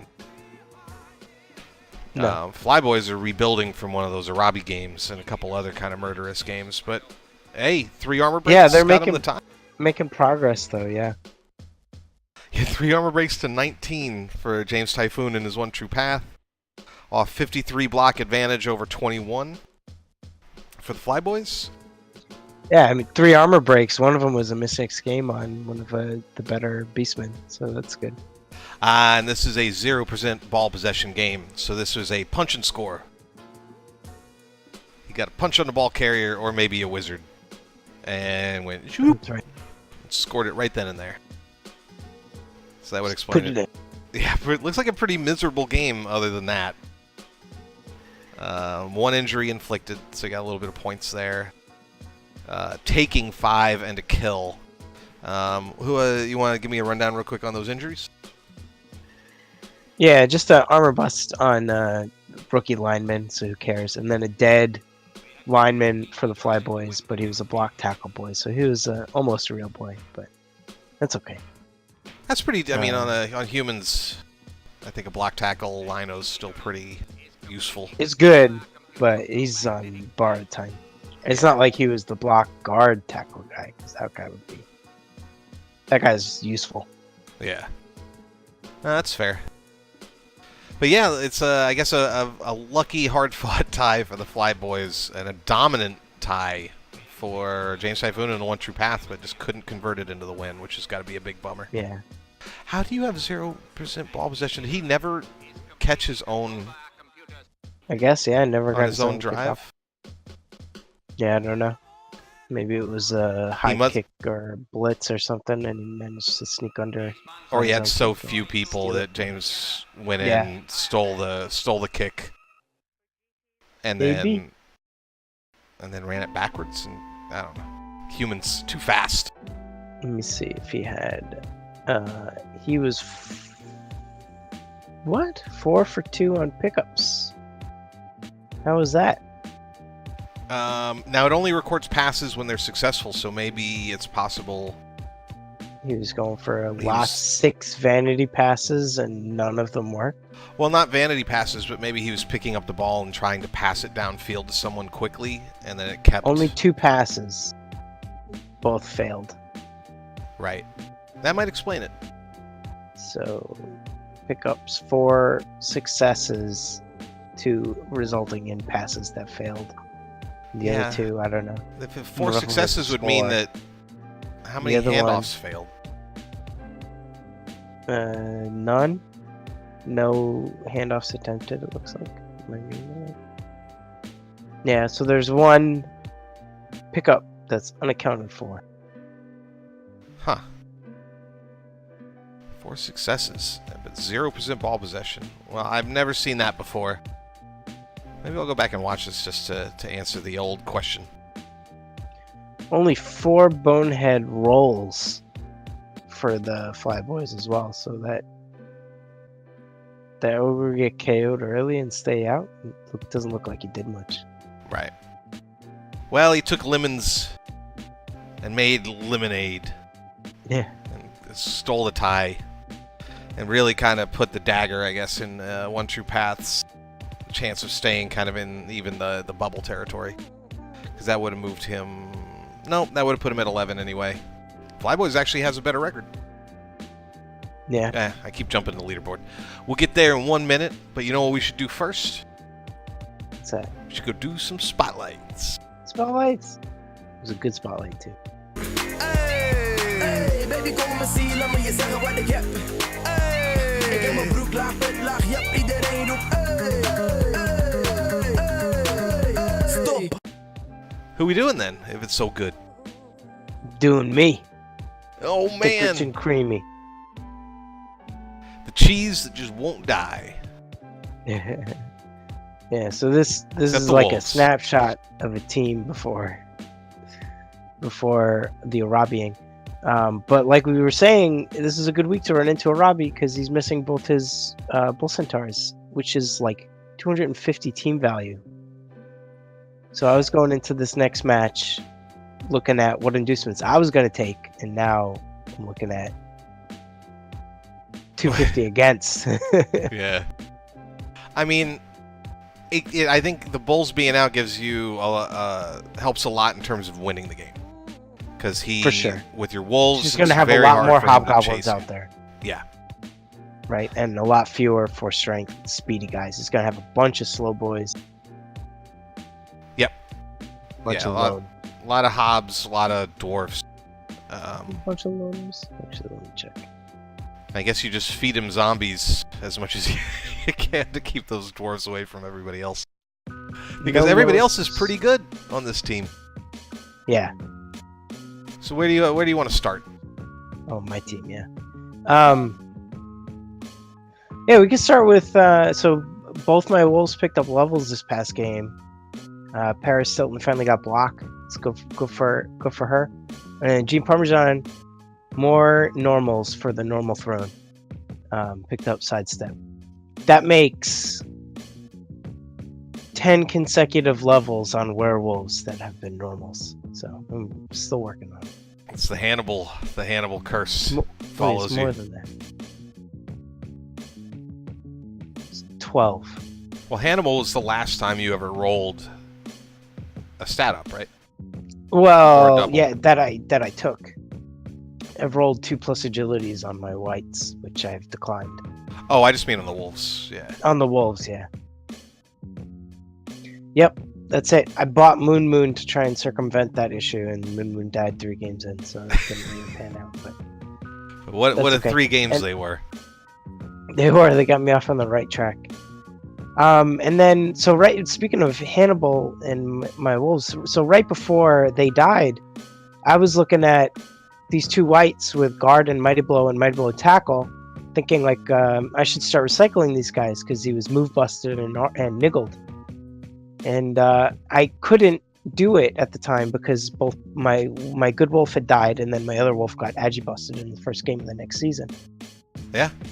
So I was just I never really had an opportunity or the money to replace them, and then the time it took for me to get my wolves leveled up and get them in positions where I could start thinking about it, they both turned into probably the best players on my team at the moment.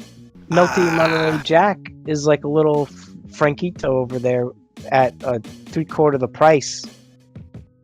No, he's a real nice piece, and I like him for what he does as Yeah. kind of a more / less mobile pillar since he's move busted, but he doesn't. You know, he's a stand firm guard guy, so you're mostly throwing Yeah. him into a pile, right? Use him just like a Frank, but he's a little bit smaller with the AV8 and the Strength 3. Yeah. And then And then Count Roquefort is. I finally got a killer piece. a good After all killer this piece. time. But yeah, so I was gonna cut him, and then he rolled plus movement, and then that was good, and then he ended up being the best scoring threat on my team when I had fresh wolves, and I ended up just putting on a lot of points on him. So that was Yeah, he's made it That up to was good. 6 with that niggle, which you were real worried about, but I was basically using him as a throwaway tackle piece for a while because I was figured he was gonna die, and now I'm actually protecting him, and so that means now that I want him, he's probably gonna die. But right. Now, see, you say these 2 whites are your best players, but I'm going to go ahead and beg to differ and say these 2 Franks are glorious. One is a perfect Yeah. Frank, in my the opinion. one is pretty perfect so far, and he's 3 away from a level 2 after last game, picking up Two So guys. what do you think you'll do if he can get that last level? I was thinking on a normal, I have no idea. Maybe tackle, probably tackle. And on doubles, I take diving tackle. And then same thing probably for Forever Provolone. If you roll doubles, probably diving tackle, maybe dodge. I would take dodge over diving tackle on Forever Provolone. It seems like diving tackle is kind of the second skill, because once they get blodge on these Franks, they're such a nightmare. What I'm coming up against now with Havarti is everybody's got tackle pieces, and so the dodge is actually hasn't really been a factor.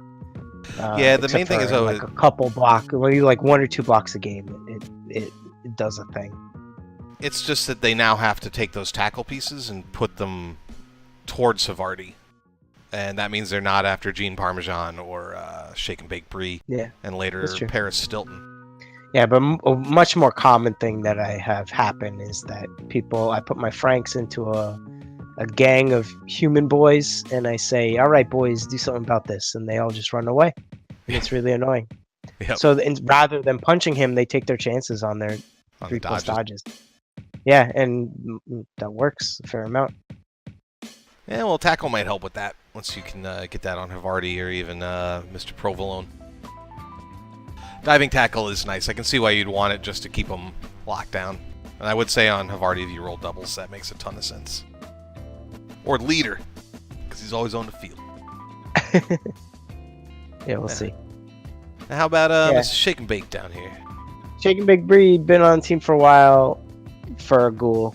I have not had good success with ghouls. My first season, I had really good ones, and then they both died at the end of the season. He's at 29 matches now, so that's pretty good. He's a good strip sacker. I almost never get to use him as that because he's almost always off the field. Right. He's easily picked off by the opposing team. He's like 87 guy with that regen. And then I had another ghoul who was on his way to pick up his first level and be a ball carrying ghoul, but he died this past game against Starstruck. Now, we should also mention the locker room MVP of this team. Yeah, this is my favorite player. He is an amazing player, and every time I watch your games, he's right up in the mix making big plays. And in fact, Hammock Genie in that game, I think it was against James Typhoon, locked up. Didn't he lock up 2 Chaos Warriors? Game-winning player for me was Hammock Genie holding down those 2 Chaos Warriors. For like 4 turns. Yeah, and they kept punching him, trying to knock him out, and he just kept taking those both downs and eating them up. I eat both downs like you for breakfast. Yeah, unfortunately, no other zombies have ever been able to compare. I have gotten zombie MVPs nearly every game, and then as soon as they take that zombie MVP, they die the next game. So it's like SPP is just filtering through them. I would love to get a dirty player and a kick guy, but just can't seem to be able to get a level on another zombie. Yeah, and I would say maybe you should just cut down to less, to 1 bench zombie to increase your odds a little bit, but not the not problem with your is, upcoming matchup. Yeah, well, even that. The problem is I really need the bench.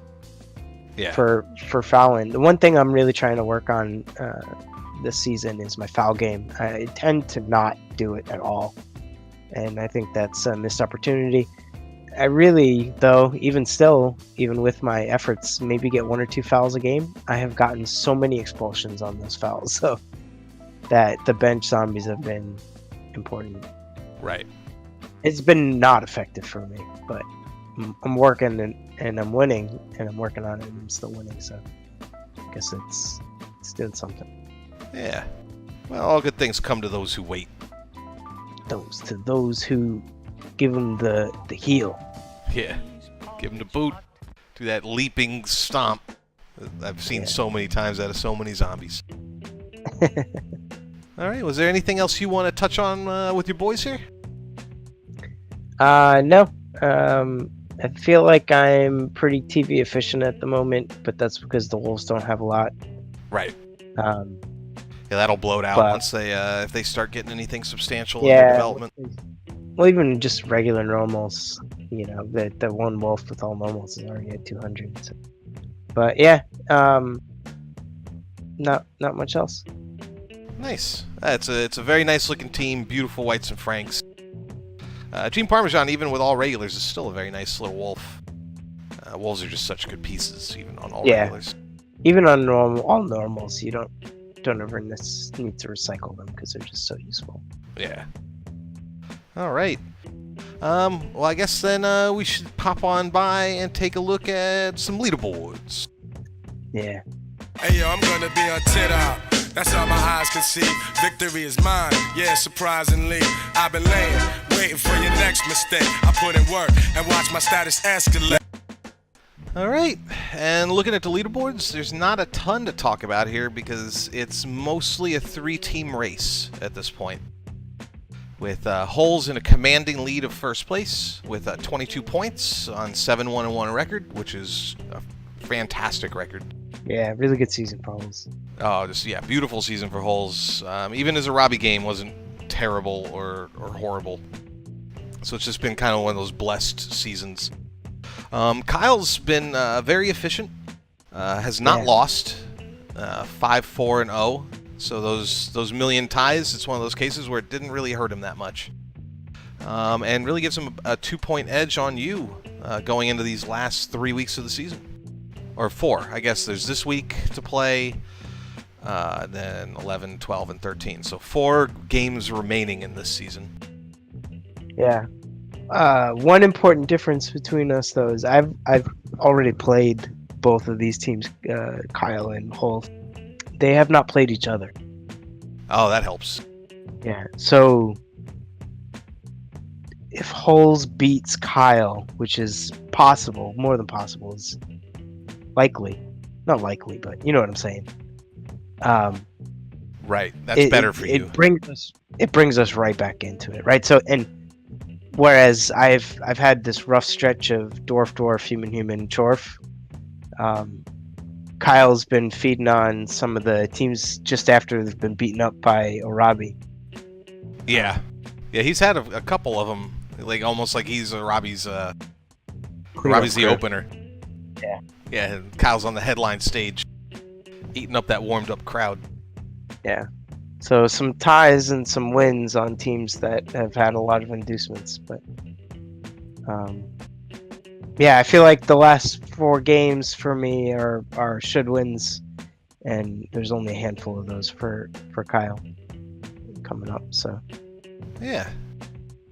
So looking down the rest of it, oh no, you're very much only 2 points back with 4 games to play, and with those 2 teams playing a head-to-head, I think you have to feel pretty good about your opportunity at least to get back in the playoff position. Yeah. Going forward. Then we, after you 3, it's kind of a sea of 12 points. I think it's... Yeah. Look at all those 3s. 3, 3, 3. 3, 3, 3, 3, 3, 3, 3. All good things come in 3s. And so the next 4 teams, the Necromantic Newbies, Culinary Delights, Things Rose Hate, Lizard Beasts, all perfectly symmetrical. You have to imagine the Necromantic Newbies are going to continue to fall a little bit as they go into a heavy rebuild. If they continue. Fallen Wonders are kind of your feast and famine. Then they're rounding out the other 12-point teams. I'm not going to say any of these teams are out of it because that's not mathematically accurate at all. But it's going to be real hard to catch up from 12 to 19 with 4 games remaining. Yeah. So really, I think that the next big discussion is about relegation. Right. We kind of forgot to talk about that with Division 5, but I think what you're looking at here is 4 teams that are kind of in the relegation risk zone. In James Typhoon and his One True Path, Arabi with the Rebel Rage Quit, Space Lion with Jazz Poison, who may not be returning, and Starstruck. Yeah. So I think those 4 teams, it's going to be kind of a battle to not be at the bottom 3 when the dust settles on the season. Yeah, look at all same record for those 3 teams as well, 2, 3, 4. Yeah. Yeah, it's depending on your team and your what status you're at, like maybe it's not such a bad thing to get relegated. For Starstruck, you can replace some of the injuries he's taken and build them back up, get some development. Yeah. Now I can tell you what all of these teams in the middle, especially these ones with 3-3-3 records, I can tell you who exactly they want to get relegated this season. Yeah, so Robbie. Yep. Yeah, so this is an interesting point, and I think it's something that we've talked about a fair amount offline, but is Robbie kind of breaks the promotion relegation system a little bit, because he is a very well developed and efficient team at accomplishing his goal, but his goal is not winning. Right. So he feels like he should be in REL2 or REL1 with his development, but his record dictates that he doesn't go there. He goes to REL5, REL6, REL4. And, granted, he almost was in REL3 this season with you, and you, pulled some collusion with the admins, I'm sure. Oh, yeah. I was working the strings behind the scenes. Working I wasn't working the collusion angle. They don't listen to me. And got him bumped down to REL4. But yeah, so I think if listening to the podcast discussion with Metal and Herringsword about how they build their divisions, I think Arabi is a candidate for, the record is not indicative of their performance, and maybe he just moves around, either stay in 4 or get promoted even despite his record. But it does seem like it makes sense, like if you were to build the divisions completely agnostic of record, right, and just look at like how do this team really should be here because that's where the best matchup is. It does seem like they've been pretty clean from what I've seen, at least. Now on promotion, not so much, right? Because a lot of teams jump multiple divisions. Some teams make playoffs and jump multiple divisions, and then you get a lot of retirements in REL 1, 2, 3, and 4. So right. You tend to get a big upward push, but they do seem to take the bottom 3 and always relegate them. So if they don't reroll. Profile in terms of getting a lot of visibility because you made playoffs and getting your name recognized a little bit more seems to increase your chance of getting promoted in multiple divisions. Yep. But now Arabi's in a situation where his profile is rising and he's become almost meme status, or his meme status. Where, you're welcome. Yeah, due to your hard work with with our jingle. Yeah, but he's fairly recognized for what he does. So, now it's at a position where, okay, they recognize that he's 2, 3, and 4, but he's not nearly in the same ballpark of team development as any of the teams that are in contention for relegation around him. I think if nothing else, it poses a very interesting thing for the admin team and how they plan. Like, are they going to stick to kind of the concept of like, if you're bottom, you relegated, period, or does it not really matter? And and then you're relegated unless it's deemed that really you belong in this competitive tier. Yeah, and I think both are valid approaches, but I think what we're going to see is this season that Arabi's put together, which is pretty remarkable. I don't know what the current kill tally is, but this season is going to be a real interesting litmus test to demonstrate like exactly how they're going to do it. Right. So I guess we'll find out pretty soon, in 4 weeks, in a month. All right, well, that was a good little leaderboard analysis. Let's take all our learnings from this and apply it to some picks. Okay, yeah, let's do it. Don't sound so excited. They took an L, but tonight I bounce back, boy. I've been broke as hell, catch the check and bounce back. D-Town LAX, every week I bounce back. If you a real one, then you know how to bounce back.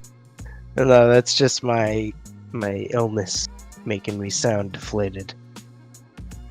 But really, you're flying high on Really, that. I'm excited. I'm like, yeah, I'm putting an extra zing for Yeah. just so that it gets through. I'm saying like, yeah, let's do this. It That's just not, you know, it doesn't get I'm not through the usually Robitussin. that. Not usually that. So I have to. It just comes across as Oh, your enthusiasm's good in my book. unenthusiastic. All right, so first up, we've got 2 teams in horrible rebuilds, which is actually something I feel like we say every week, because now there are 4 or 5 teams that have just been completely eviscerated. Yeah, this is interesting. It's the first game for either of those teams where they're not playing like Something dwarfs, chorfs, or something horrible. Yeah, it's like, oh, a rebuilding team's playing another rebuilding team. That's yeah. Who you picking for this one? Just keep in mind, Necro Newbies do have a fresh wolf, horrible. Right, and that gives them 1 or 2. one ghoul that is good. Hey, he has one wolf. He One fired ghoul. him, rebought. Any whites? 2 francs. One white, but he's missed next game, so he doesn't have a white this week. So no whites. So 2 francs, a ghoul, and a wolf, and a bunch of Yep. zombies. Versus Jazz Poison, who does get his He gets VX good Gillespie back, Gillespie right? back. He gets VX Gillespie back, which is a monster piece. Yeah. I And he think does I have gotta 140k, where he could buy get a a wizard. lineman. I mean, 140k in his bank, he could buy a lineman. What or is a TV a matchup? thrower.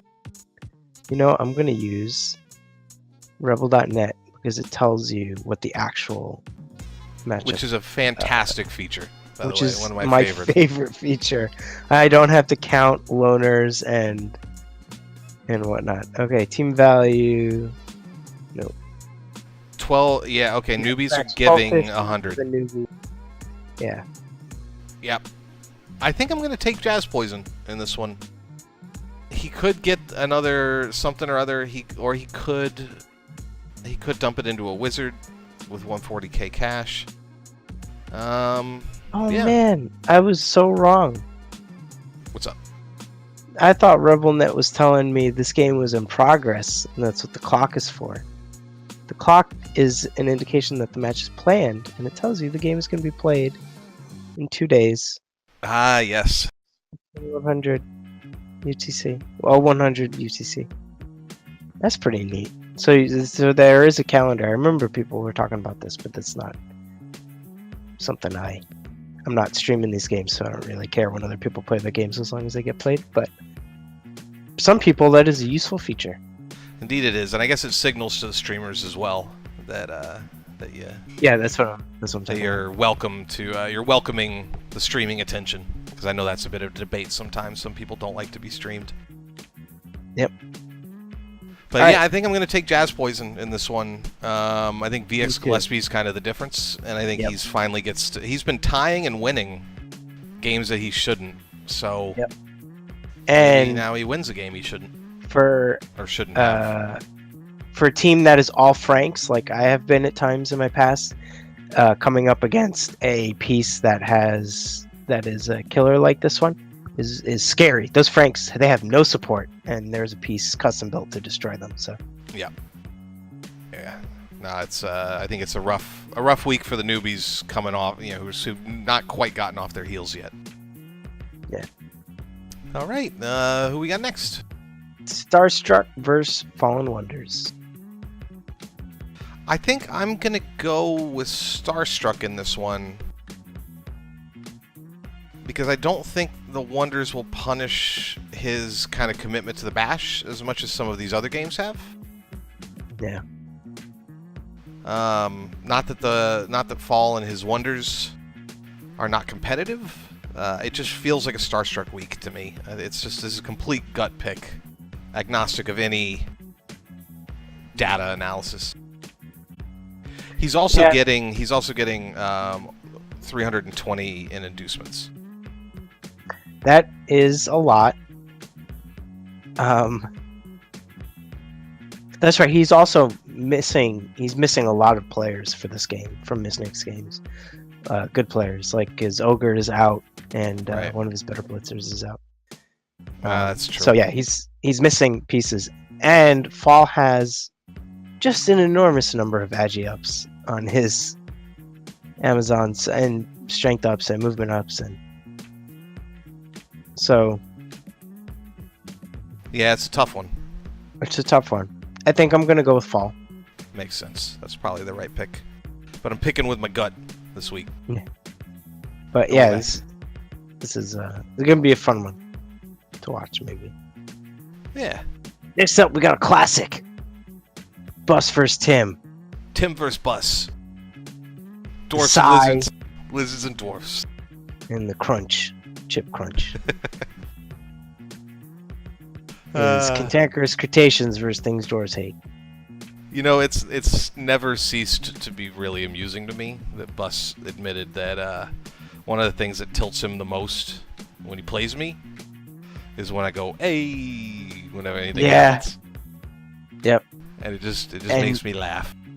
Tim, I think that conversation started because Tim has the same kind of, like, nice. Every time anything fails, Tim has the nice. Yeah. And yeah, he had called that one out too. So Yep. can Bus overcome his frustrations with Tim's nices? I think so. What does Tim say? What does he say? Yeah. Yeah. That's what Tim does. Yeah, I say nice.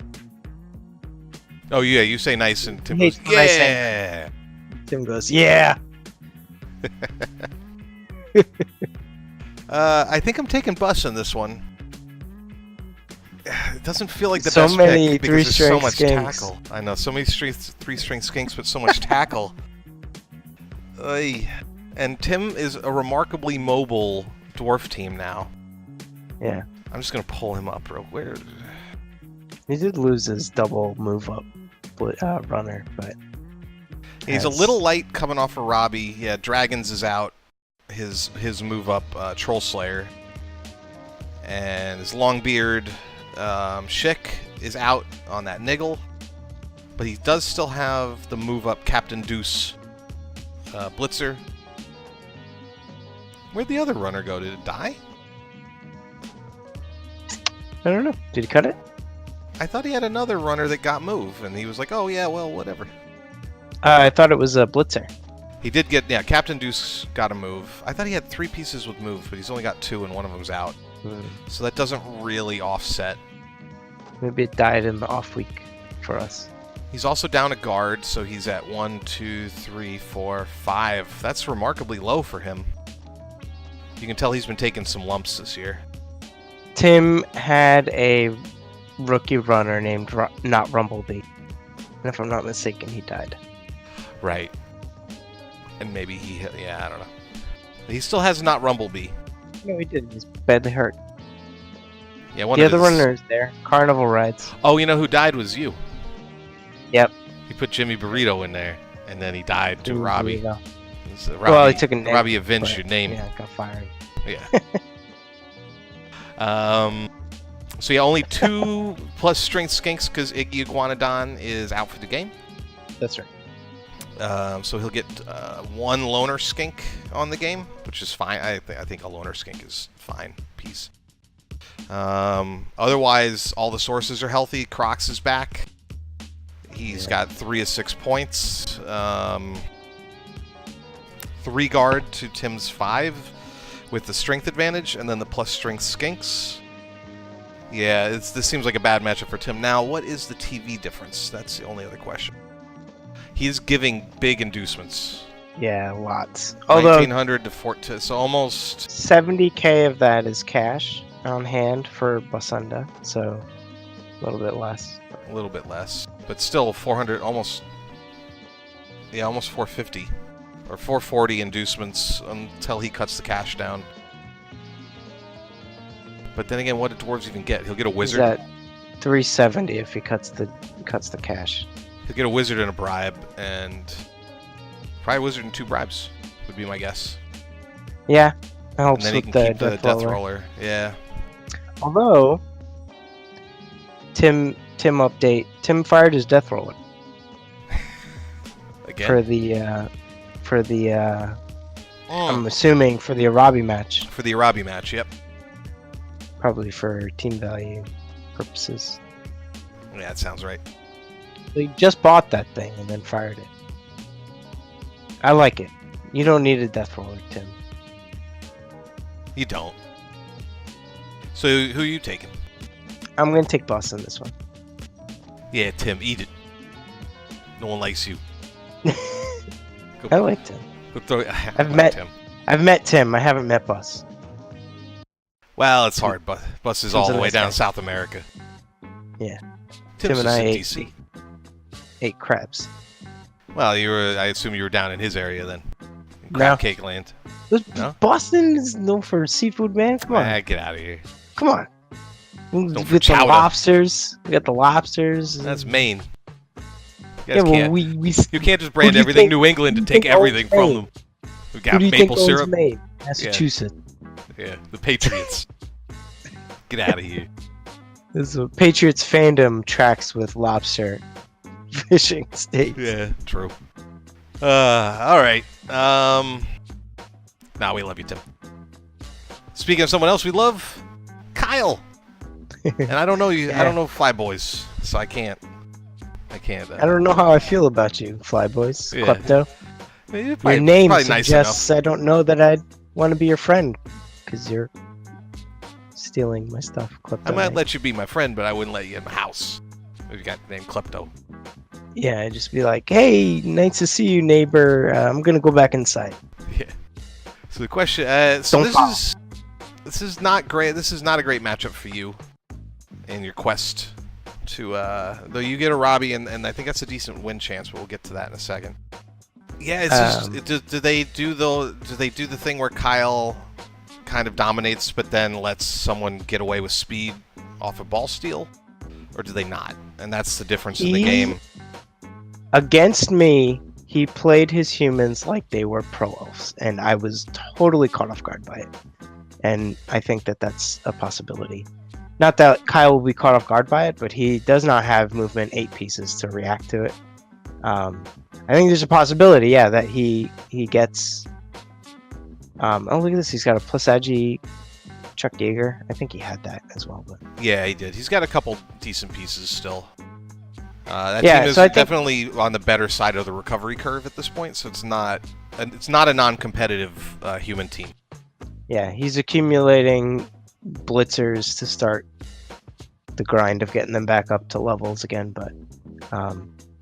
But yeah, no, I think it's totally feasible that he manages to score like 1 or 2 quick scores on Kyle, and Kyle gets like 1 touchdown grinding the dwarf game out and beats him up, but doesn't get the win.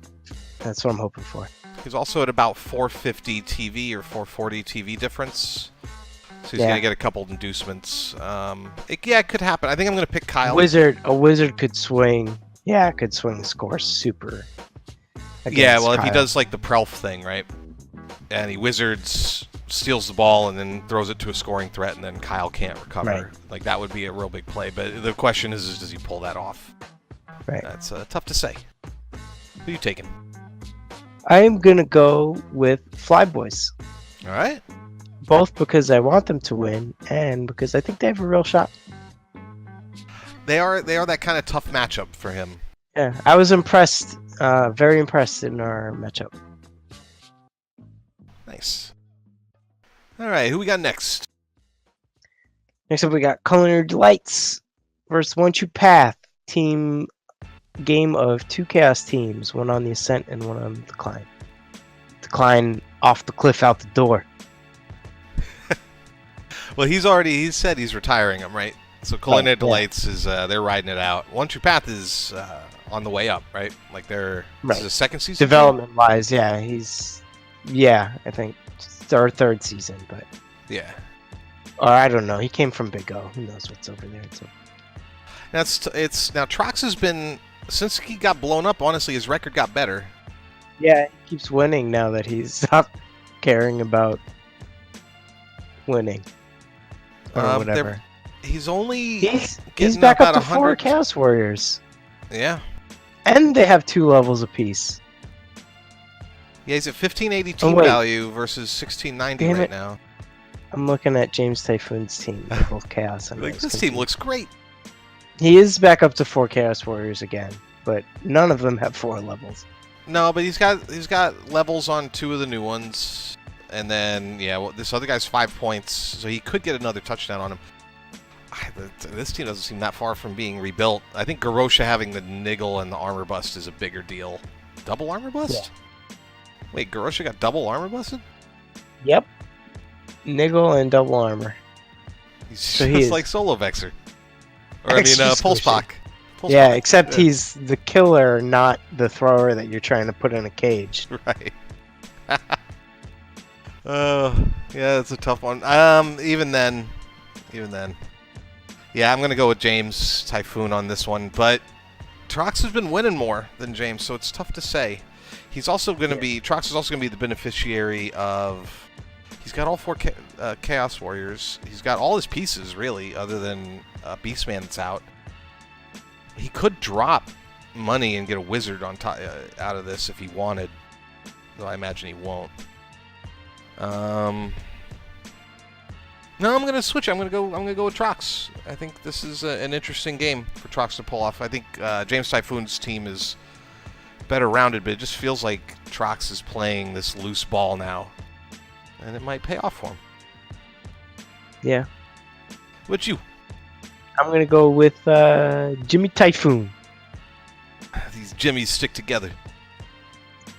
Something like that. Yeah. But I think I'm rooting for Troxbirds, but I think Lenchupath is going to win.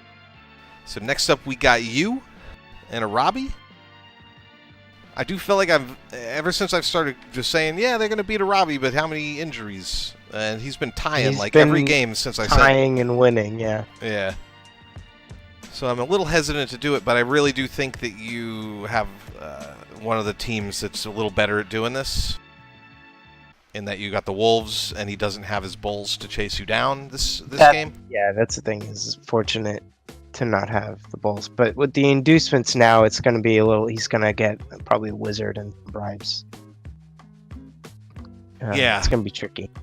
I think he's got 250 on me. 250. So yeah, a wizard and a bribe, something like that, or maybe he just goes 2 bribes and a babe, and just goes full damage potential. And recovery potential. Yeah. But I'll still give you the pick in this one. I do feel like I'm a little worried that by doing that I'm jinxing you a little bit. But hey. Nope. If I do, then so be it. What happens with the caster curse if I'm one of the casters? Does it cancel out? It's like like physician heal thyself. Casters curse thyselves. All right. And then last up, we got Lizard Beasts versus Film Flayers. How are the Lizard Beasts doing these days? They have taken a slight beating. 1610 to 1850, so they're going to get 240-ish in inducements. If Holes feels too hot right now.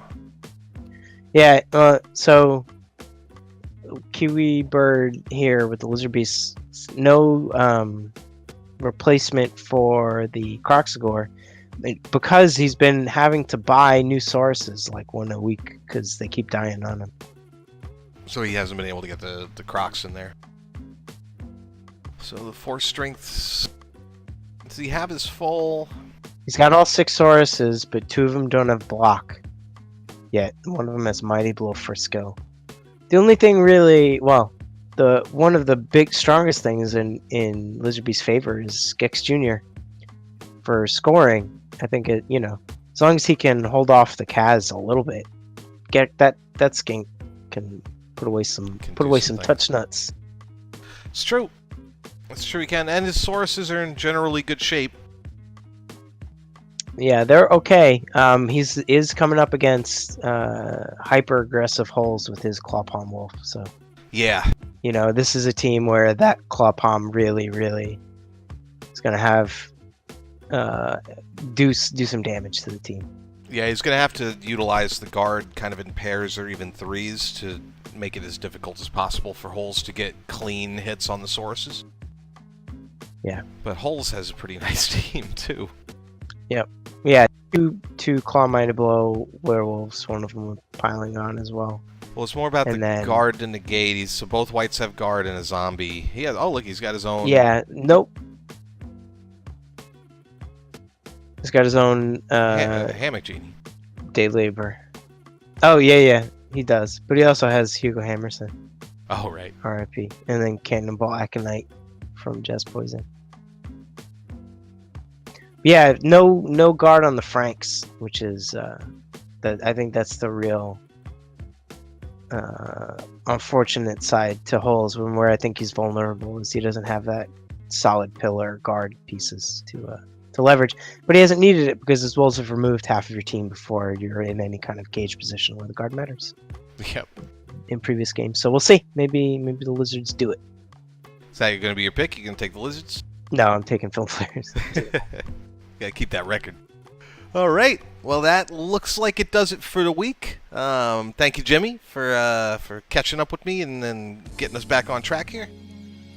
Yeah, no problem. Thanks for having me, and long time, first time, long time.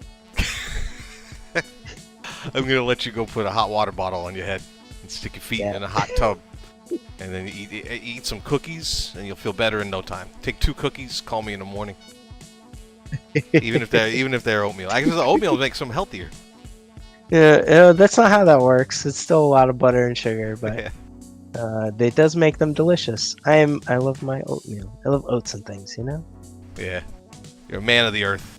All right, well, and thank you everybody for tuning in. Cinnamon, honey man. Those are my flavors. My flavor profile. Cinnamon and honey, man. And peanut butter, honey, cinnamon, oats, milk. Well, it's like farm food. What are you doing living in the cities? All farm stuff. All right. Well, hey, thank you everybody for tuning in. I hope you enjoyed the show, and we'll catch you next week. Later, nooks. See ya. Peace.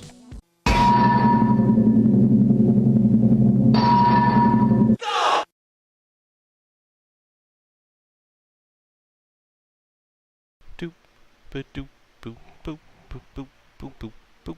I got a mid-podcast cookie delivery. Yeah, go for it. I got it. Ah.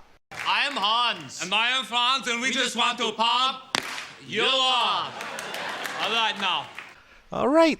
Welcome back. This is still Rusty and Jimmy, and we're still looking at the Fighting Fours. Still selling fake doors. I was going to do that whole part over because I just jumped into it and wasn't really thinking. It made me think of the Rick and Morty. What was the one where he's the real fake doors? Is Still that what it here, is? still selling fake doors. Is that beer CL? Huh? No, No, it's beard. It's just the way the letter's rendered. Birkel. Yeah, Bierkel. Angela Birkel. Oh man, sorry about that. It's okay. Much like the new hit game Scum, that pee kind of turned into a poop. All right, where were we? You ready to go? Mm-hmm. You don't sound ready to go. This cookie is delicious. What kind of cookies? It's like a chocolate chip oatmeal-ish cookie. Oh man, you're doing so good. And then you said oatmeal. Oh, Cookie dough. Get out of here. This is so good. It's got like lots of big chocolate chunks in it. You sure those aren't raisins? Oh no. This is homemade. Ah, She just baked them. That's why she's giving me a test cookie. I take back anything disparaging I said about your wife's cookies. I'm sure they're delicious. Better. Even if they're oatmeal. I'm gonna give her a report after the show. So you like make a bunch of oatmeal and you pour a ton of sugar into it and like I guess butter? No, you just put oats like for oatmeal into like a cookie recipe. You got butter and sugar in there. Mix in some oats, mix in a bunch of chocolate. You got a stew going. But you put the chips in last, right? So they don't all melt and stir in with the rest of the shit. Yeah. Mhm. You know, cookie science.